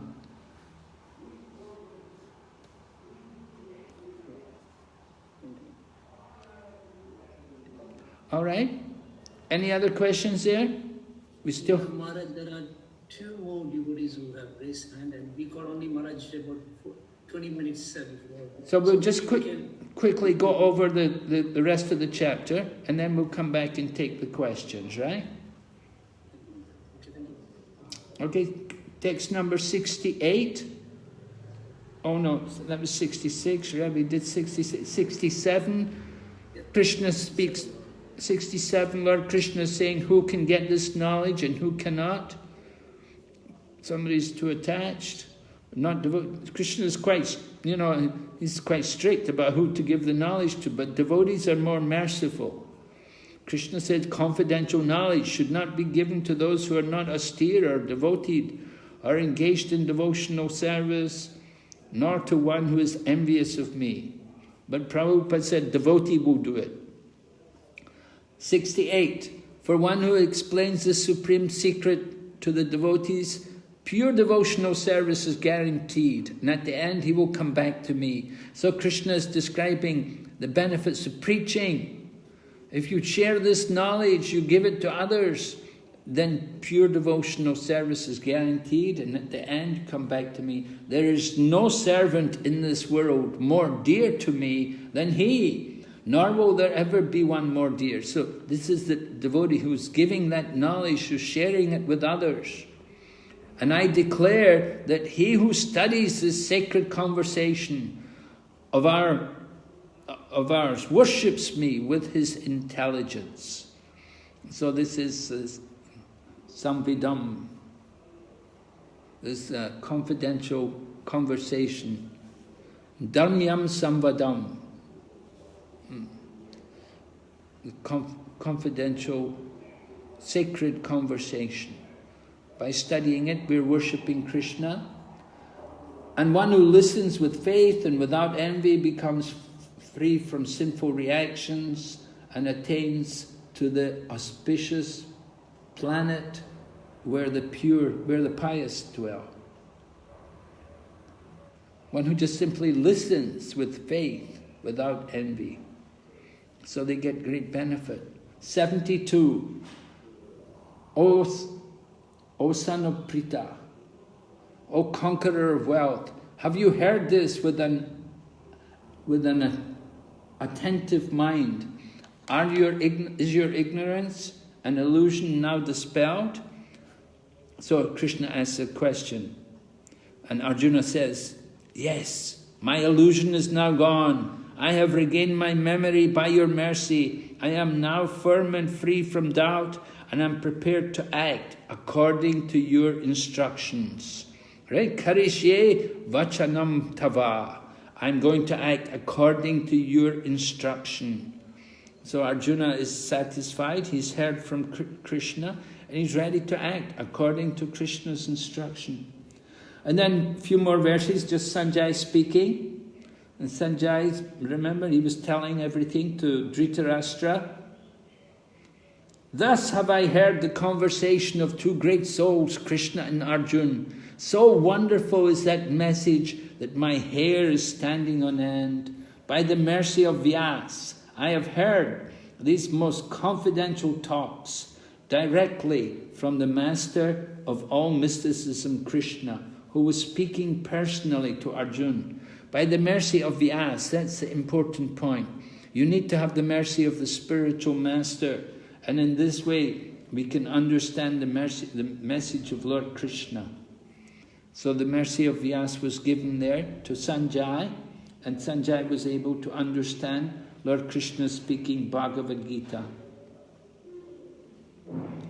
O Krishna, as I repeatedly recall this wonderful and holy dialogue between Krishna and Arjuna, I take pleasure, being thrilled at every moment. O King, as I remember the wonderful form of Krishna, I am struck with wonder more and more, and I rejoice again and again. And then the final verse, wherever there is Krishna, the master of all mystics, wherever there is Arjuna, the supreme archer, there will also certainly be four things: opulence, victory, extraordinary power, and morality. That is my opinion.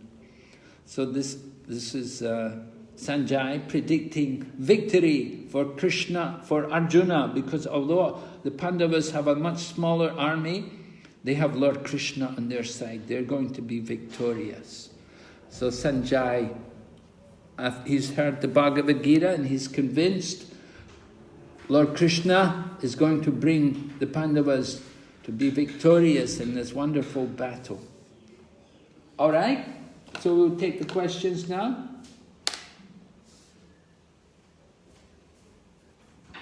Yes, Maharaj. Chandravanshi Prabhu, you had a question. Harshad, okay, Harsha Mataji, you can go ahead. Or Chandravanshi Prabhu, either of them. Hare Krishna Madhu. Hare Krishna Maharaj. Hare Krishna. It's not a question, I had a comment on that Sarva Dharman Parityajya. So in the Srimad Bhagavatam, Bhagavad Gita ends with that, and the Srimad Bhagavatam first canto, first chapter says Dharma Projita Kaitava Projita. That verse, it explains that Kaitava Dharma is like giving up all materially motivated. There Prabhupada explains that Bhakti, Mukti and Siddhi. So all these should be, given up. Okay. That yes. was my comment. Very good. This is a good comment. Yes. Bhakti Mukti Siddhi Kami Sakale Ashanta. Krishna Bhakti Nishkam Saisha Shanta. Right? Yes, Only the devotee's mind is peaceful. One who is doing bhakti, mukti or siddhi, their minds are not peaceful. Because they're all doing kaitava dharma, cheating religion. When Krishna says, give up all this kaitava dharma. Yes. Just do pure devotion. Okay, very good. Shraddhanwani Mataji.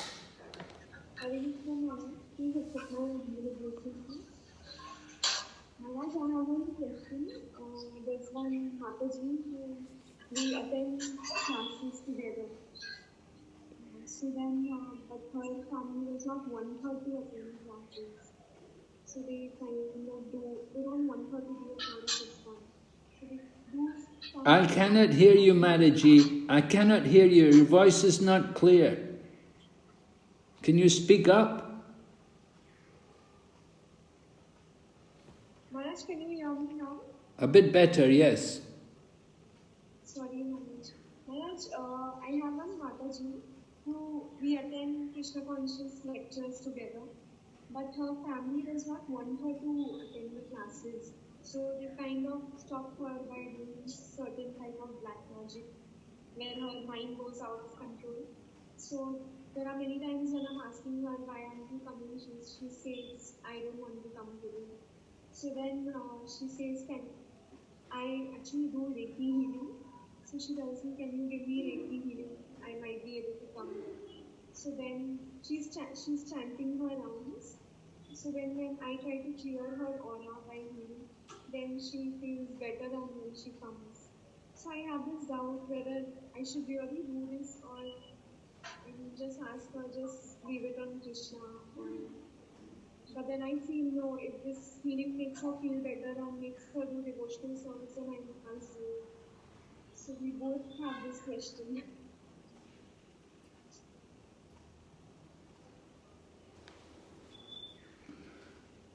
So your question is, should you go out of your way to try to help her to come to the program? Yes, to give her some healing. But she's doing Reiki, is it? She's asking me to do for her because I do it sometimes. Oh, she wants you to do Reiki for her. Oh. Especially when the time she's not, she's feeling mentally very disturbed. She's not ready to step out of the house. Uh-huh. Well, yes, if you want to. That's your kindness on her. If you want to give her association, that's your kindness on her. But she... I feel confused. But isn't Krishna protecting? We both want to go for classes, but she's not able to. So Krishna should protect. Then there's confusion. Well, you could give her class yourself. When you give her Reiki, at that time you can give her class.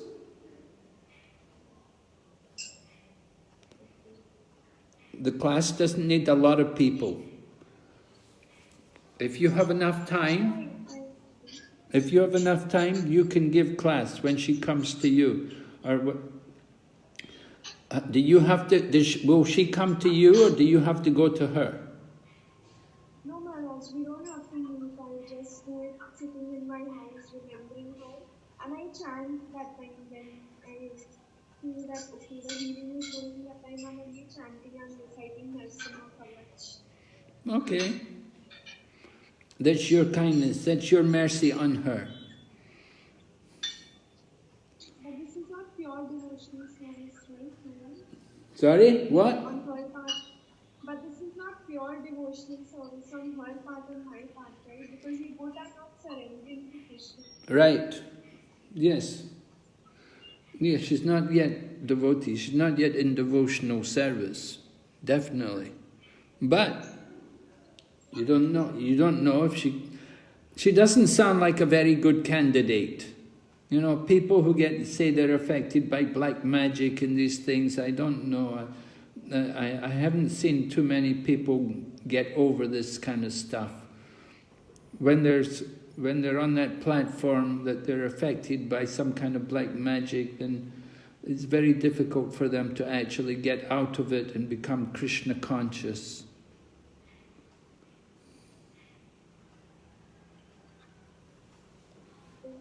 Actually, then I know a couple of Matajis who are chanting 15 rounds, and they are are also into, they are affected by this. There's no hope for such people, and if I am giving them such healing, then sometimes even I feel drained out. Yes, so you have to protect yourself. But if you don't have any other people to preach to, then you might like to give her mercy. If you're not very busy, if you've got time, then you can put some time into her. It depends a lot on your own schedule. How much time do you have? Are you willing to spend time on her to try to help her? I want to manage because I've seen my mother also affected by this. Who? From my childhood, I'm seeing my mother. I've seen my mother suffering this problem from my childhood. So I'm feeling a lot for my friend. Your mother's also suffering from black magic? Yes, but now she's chanting and she feels much better. She reads Srimad Bhagavatam every day. Okay, well that's very good. So if you can get your mother, then maybe you can get this other lady to also chant and to read scriptures. You can try.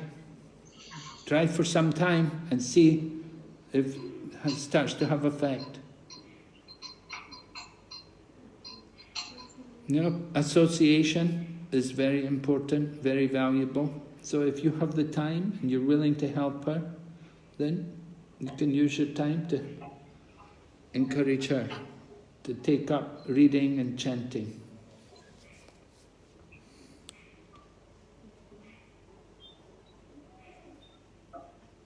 Yes? But is Reiki authorized? Is it a good source to do? Is it a good healing practice? I'm not able to hear you again, Madaji. It's very soft and there's noise in the background.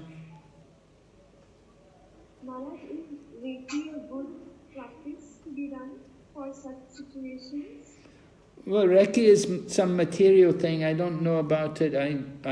It's not very useful for devotional service. It's not useful for devotional service. It's just some material, mystic thing, subtle science. It's not going to help us become Krishna conscious. But if somebody else wants it, if somebody else has some faith in it, and they come to you, it's an opportunity for you to give them Krishna consciousness. You can speak to them and talk to them about Krishna and let them hear the holy name. But the Reiki is not going to help make her a devotee.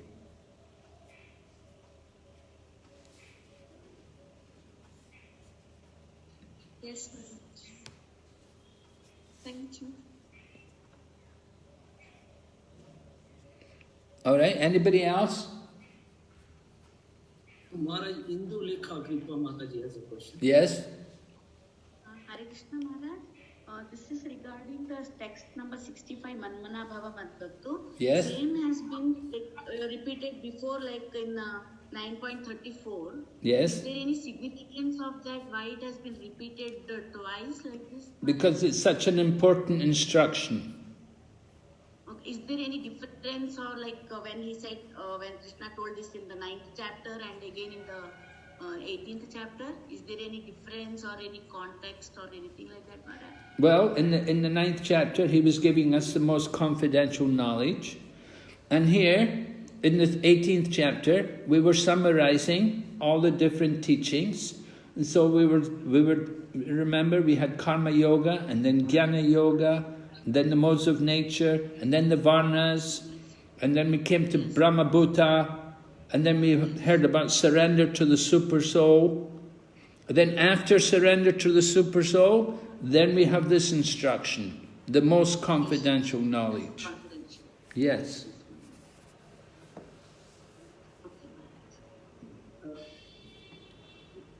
Maharaj, some of the devotees have little bit difficulty on the question 91 from the handbook, and they were asking me if I can request you to give them some points and other things on that. I can read that question if you want, Maharaj. Oh yeah, I have it here. Identify and discuss for personal and preaching application significant verses mentioned 54 to 76. Is it? To 78. That Yes, verse? Maharaj. You know, Yes, I understand that these questions won't be asked in your exam. I thought there's only a few questions, I think, is it? Maharaj, Krishna Keshav Prabhu told us to prepare on this because this is going to be a 10-mark question. Oh, really? And he thinks that it's going to be, they will be asking these questions. So devotees are really pushing towards this. Okay, 54 to 78. 78 is the end of the chapter. That's right, Maharaj, yeah. Almost 1/4 of the verses in... Yeah, so significant verses for personal and preaching application, significant verses. All right, so 54 for personal and preaching. I don't know how much you can say. You don't want to pick out all the verses, but you could say 54 was bringing us to the platform of Brahman, right? So coming to the transcendental platform, realizing you're not the body, and devotional service begins from that Brahman platform. So that's important. And then after that, then the next significant verse will be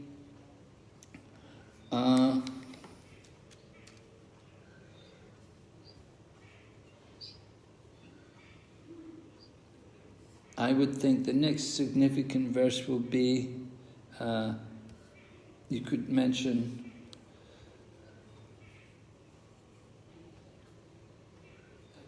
about 61, 62 and 63 are describing surrender to the Paramatma, right? And that's mentioned in particular 61, how the Lord is in the heart, directs everyone like we're like on a machine made of the material energy. Right? The living entities are seated on a machine made of the material energy. So the body's like a machine, and we're the living entities, and we're being directed by the Supreme Lord, by the Super Soul. So that's realization of the Super Soul is being given there. That goes up to text 63. And 63 also mentions that well, 61 was confidential knowledge, and then confidential knowledge was at 54, the Brahman, right? Then 61 is more confidential knowledge, because we got knowledge about the Super Soul. And then Krishna says about the most confidential knowledge, Manmana bhava madbhakto madhyaji mam namaskaru. This is the most confidential knowledge. 65.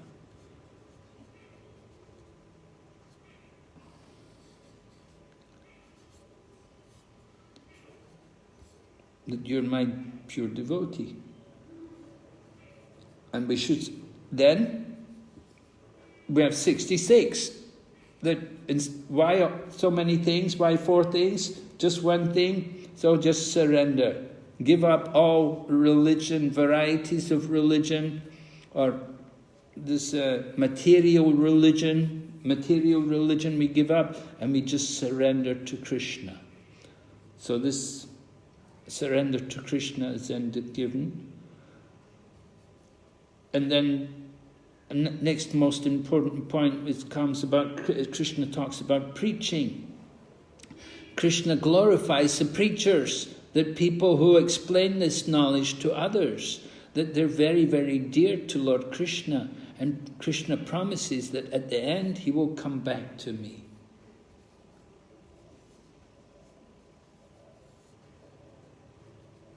So this is good. And then you could also state how Krishna describes this this dharmyam samvadam, this sacred conversation, that if we study this, we're worshipping Krishna by our intelligence. So that's also a nice thing for preaching about, that studying the Bhagavad Gita is worshipping Krishna by our intelligence. If people will just read the Bhagavad Gita and study it, and they're actually worshipping Krishna. You don't need to have deities, you don't need to have a big altar, just have this book and read this book. This is worship of Krishna by the intelligence. So Krishna's glorified preaching, and then glorified, we heard about worshipping Krishna by intelligence. And then the final thing comes at the end, when Sanjay says, wherever there is Krishna and Arjuna, then there is, 72 is also, if you want to put everything in, you have in 72, you have Arjuna saying that now I'm convinced, I'm going to do what you asked me to do. So the point here is that Krishna doesn't force Arjuna that I'm God, you have to do what I say. But Krishna gives free will. And he is asking Arjuna, what are you going to do? Actually, where is that question? I forgot, it must have come up.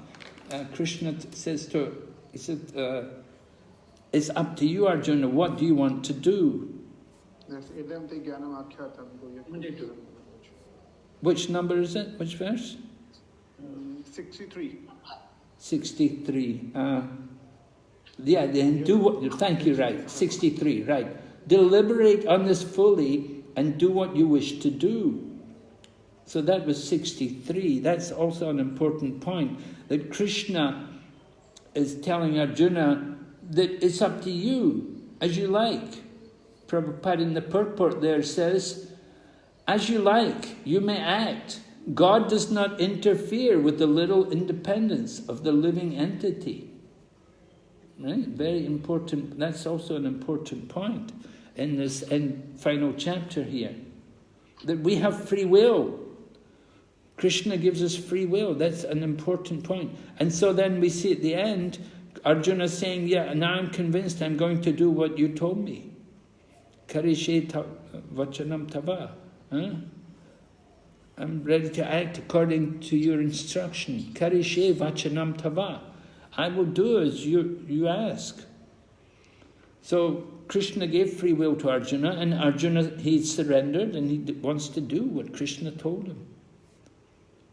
And then at the end you have Sanjay's prediction, wherever there's Krishna and Arjuna, there'll be victory, opulence, morality, extraordinary power. So these things are very desirable everywhere. People would like very much.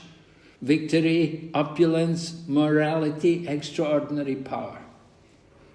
Very nice. So wherever there's Krishna and Arjuna, if we keep Krishna and Arjuna with us, these things will also be there with us. It's a great blessing, benediction. So in this way, you can describe. Is it okay?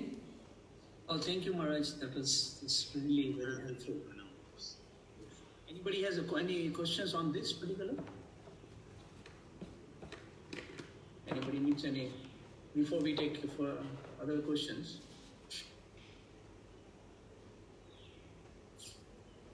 Sachinandan Prabhu, you have a question on this? Any clarification? Not particularly on this one. Okay, just hold on. Let's hold on this. Ananta Vilas Prabhu, you have any question on this particular or clarification? Not on this, Prabhu. I have another question. Okay, then we'll go with Sachinandan Prabhu, and then you can ask me. Thank you, Prabhu. Maharaj, and the verse 67. Yes. there's like 67 and 68, Lord is asking that this confidential knowledge may never be explained to those who are not austere or devoted or engaged in devotional service, not to the one who is envious of him. Now, I mean, these aspects are present everywhere in every person. I mean, they may be not austere, but these days the people are not austere, neither they are devoted, and neither they are engaged in devotional service. And then in the next verse, Lord is saying that I'm going to explain this knowledge to my devotees, but is very dear to me. So it's like pressing on the preaching movement. So, I mean, it appears to be a little contradictory between both of them. Yes, well, Lord Krishna, Prabhupada explained, he said, Lord Krishna is very strict. He's very strict about this knowledge, who he's going to give this knowledge to. But he says devotees are more merciful. And the devotees will give it, they will distribute this knowledge to others without considering. Prabhupada explained, he said, we have public programs, and just so long as somebody's not going to disturb, they're allowed to come. You know, we don't say, oh, you're not qualified, you can't come to class. But the main thing is just simply they will hear, they will not disturb. So that was Prabhupada's standard.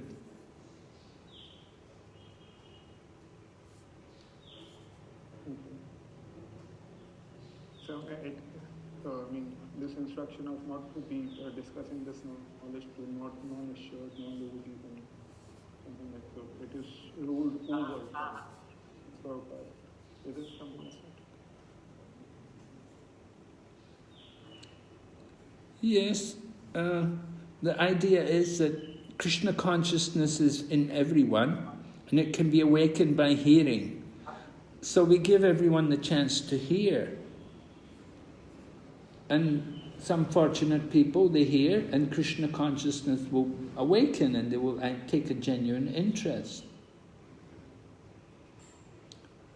But there are people who are envious and challenging and so on. You know, when Prabhupada would come, Prabhupada, you know, later on in his manifest pastimes, he wouldn't take questions, because often people would ask challenging questions and questions which were not nice. So Prabhupada would say, you have questions, you ask these devotees. He didn't want to waste his time to hear some of the foolish questions. It's mentioned in the purport of text 71. In the purport of 71, Prabhupada writes here, why do such persons hold open class? Right? Earlier he said, in other words, Bhagavad Gita is for the devotees only.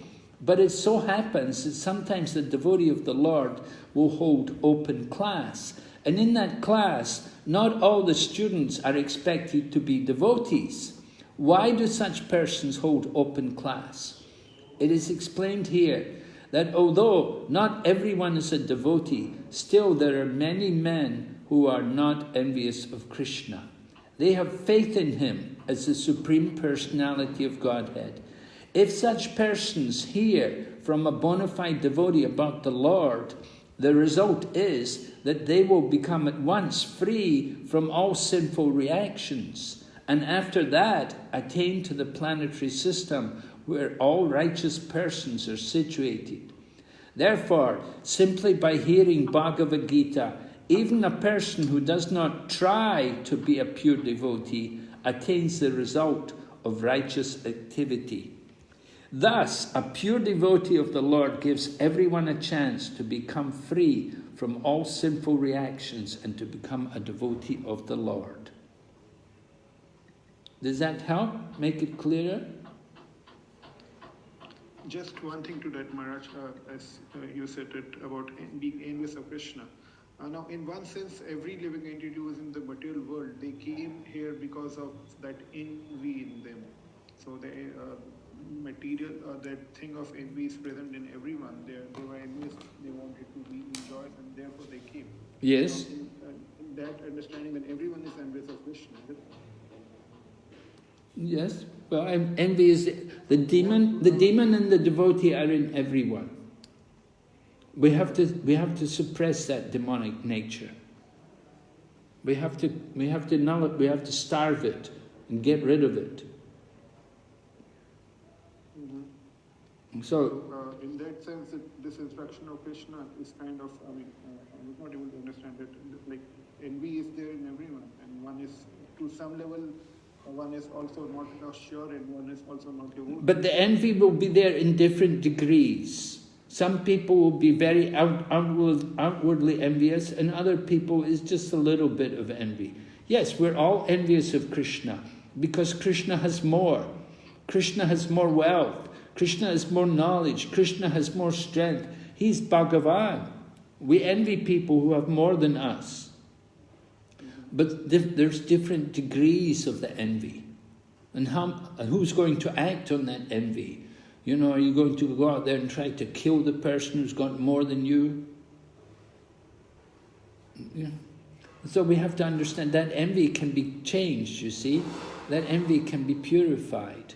We can develop love for Krishna.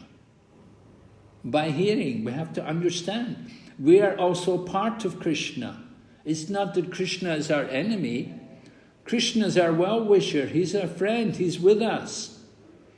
So we can develop an appreciation for Krishna. We don't have to envy him. It's simply due to ignorance. So this envy is like that, because people are in the bodily platform, they envy. But when they're brought out of the bodily platform, then that envy can be completely nullified, lost.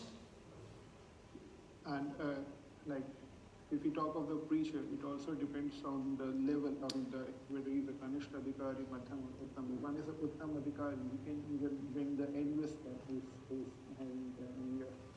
who's very high in his envy to the path of devotion. If he's in, like Uttam, like Srila Prabhupada must have done it a lot of times. So, yes, of course, if he can be brought to the path of devotion, because ultimately one is always a part and parcel of Krishna. One does have Krishna consciousness covered. Every living entity does have. So your point is we want to hear from the Uttama Adhikari. No. My point is that I was not able to understand this instruction properly, because even if one is envious, they can be brought to the path of devotion. It depends simultaneously on the level of envy and the level of the devotee who is preaching. Yes. So I was not able to understand this instruction of Krishna not to preach to the envious. Okay, now you're okay? Yeah, fine. And just one last thing. Now, Krishna, when he asked Arjuna whether he has understood everything properly, and then Arjuna responded that I have understood, my illusion is gone, and now Karishyate Vachanam Tava. But there was a level of Arjuna. He understood Bhagavad Gita very swiftly, very fast, and in a matter of 1 hour. But like, we try to do Bhakti Sastri, read Bhagavad Gita, or hear it from other devotees, and we also see these characters from other devotees. But simultaneously, it takes lots of time for a common living entity to understand it properly and then to apply it properly. So what is the instruction for us so that it can be understood and it can be applied? Because we are finishing the Bhagavad Gita study today. That's just thought came to me. Well, the instruction for us, it can be understood and it can be applied. Yes, we want to apply it. What was the instruction that Krishna said? You give this knowledge to others. You share it with others. One who gives this knowledge to others becomes very dear, most dear to me. So that's one instruction Lord Krishna has given us. He wants us to teach this knowledge, to share this knowledge with others, and awaken them to understand the knowledge of this Bhagavad Gita. Krishna came to speak this. He's not just speaking for Arjuna. He's speaking for the benefit of the whole world. But he's asking all of us, if we have understood it, as much as we've understood, we should be willing to distribute and share with others. I think that's the instruction. Right? Thank you. And next we have Ananda Vilas Prabhu. Hare Krishna Maharaj. Thank you Maharaj for the wonderful answer you were giving previously to us. Maharaj, on this I had a practical preaching application question. Here Krishna tells Arjuna, in this specific verse you are showing, Krishna tells Arjuna that choose whatever you would like and you may act. Actually, in my personal life, Maharaj, like when I was doing university preaching, we introduced many to Bhakti Yoga, and then but over the period of time, like they all went to different places, so there was not much contact, and it sparked like for some of them it sparked a level of spirituality in them, but because there was no contact, they took up other paths, like not necessarily bhakti, but they took up other paths which they are more able to relate to, and they write to us, oh thank you, because of your Bhakti Yoga sessions, it has benefited us in spirituality, but we are connected to this path. So what, but I feel bad, oh why didn't they come to Bhakti? Like Krishna tells Arjuna here, okay, you choose one, but wouldn't, how we should react, Maharaj, like we should try them to get back to Bhakti, or wouldn't even Krishna feel like this if Arjuna would have chosen something else? Yeah. Yes, this is a frustration which we often face in preaching, that we spend a lot of time, put a lot of energy into people, and not everyone is always able to take up the part which we would like to see them do. You have to think somehow how you can engage them, how you can somehow get some service from them. Somehow, if you can somehow activate them, find some way in which you can make use of them. Although they're active in something else, they've gone away, they don't have the connection anymore, so you have to try to reconnect them. It means you make some arrangement, somehow you get them to come to where you are, or you go to where they are. That personal connection is really very important. People are often not strong enough to keep up their Krishna consciousness on their own, and they meet other people and they get into something else. There's so many other things, and it's easy for people to get lost. So how to bring them back to bhakti? Again, they need to get the association with the devotee. The personal contact is very important. You try to invite them to come to the temple, get them to come and stay with you or something, or you go and stay with them. Somehow you've got to get in connection. Yes. But if they have gone so much into the other path, Maharaj, they have a guru now in the other path, so it becomes even more challenging. Yeah. They try to now preach us in that way. Oh, this is also good. This is also good. So in this case, Maharaj, like if they try to preach to us in their path, Maharaj, then what our reaction should be, Maharaj?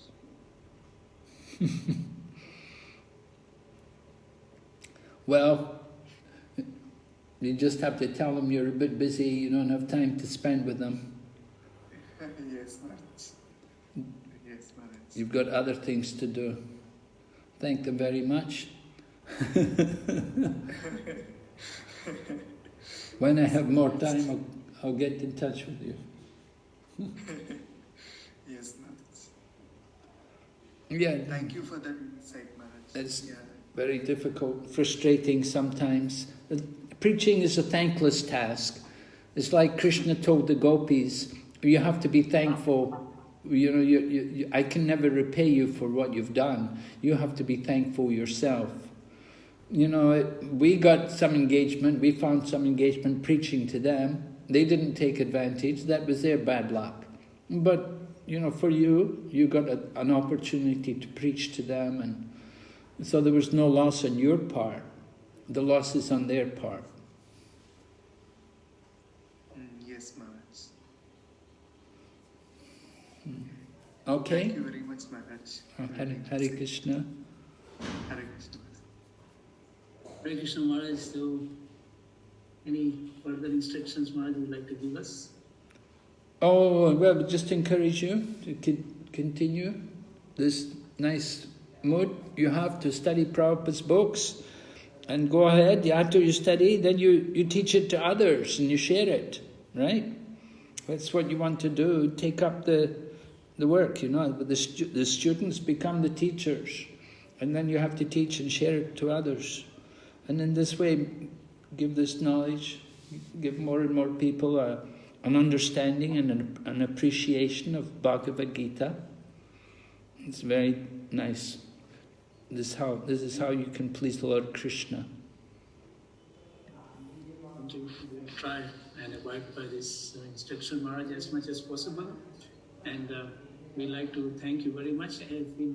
If anybody else has any comments or anything to say? Okay, thank you all very much. Wish you all good luck. Thank you very much. I request everyone to put on your audio also, and you can say 3 times Haribol to Maharaj. Haribol, Haribol, Haribol. Jai, Srila Prabhupada ki. Thank you very much, Maharaj. Srila Prabhupada ki.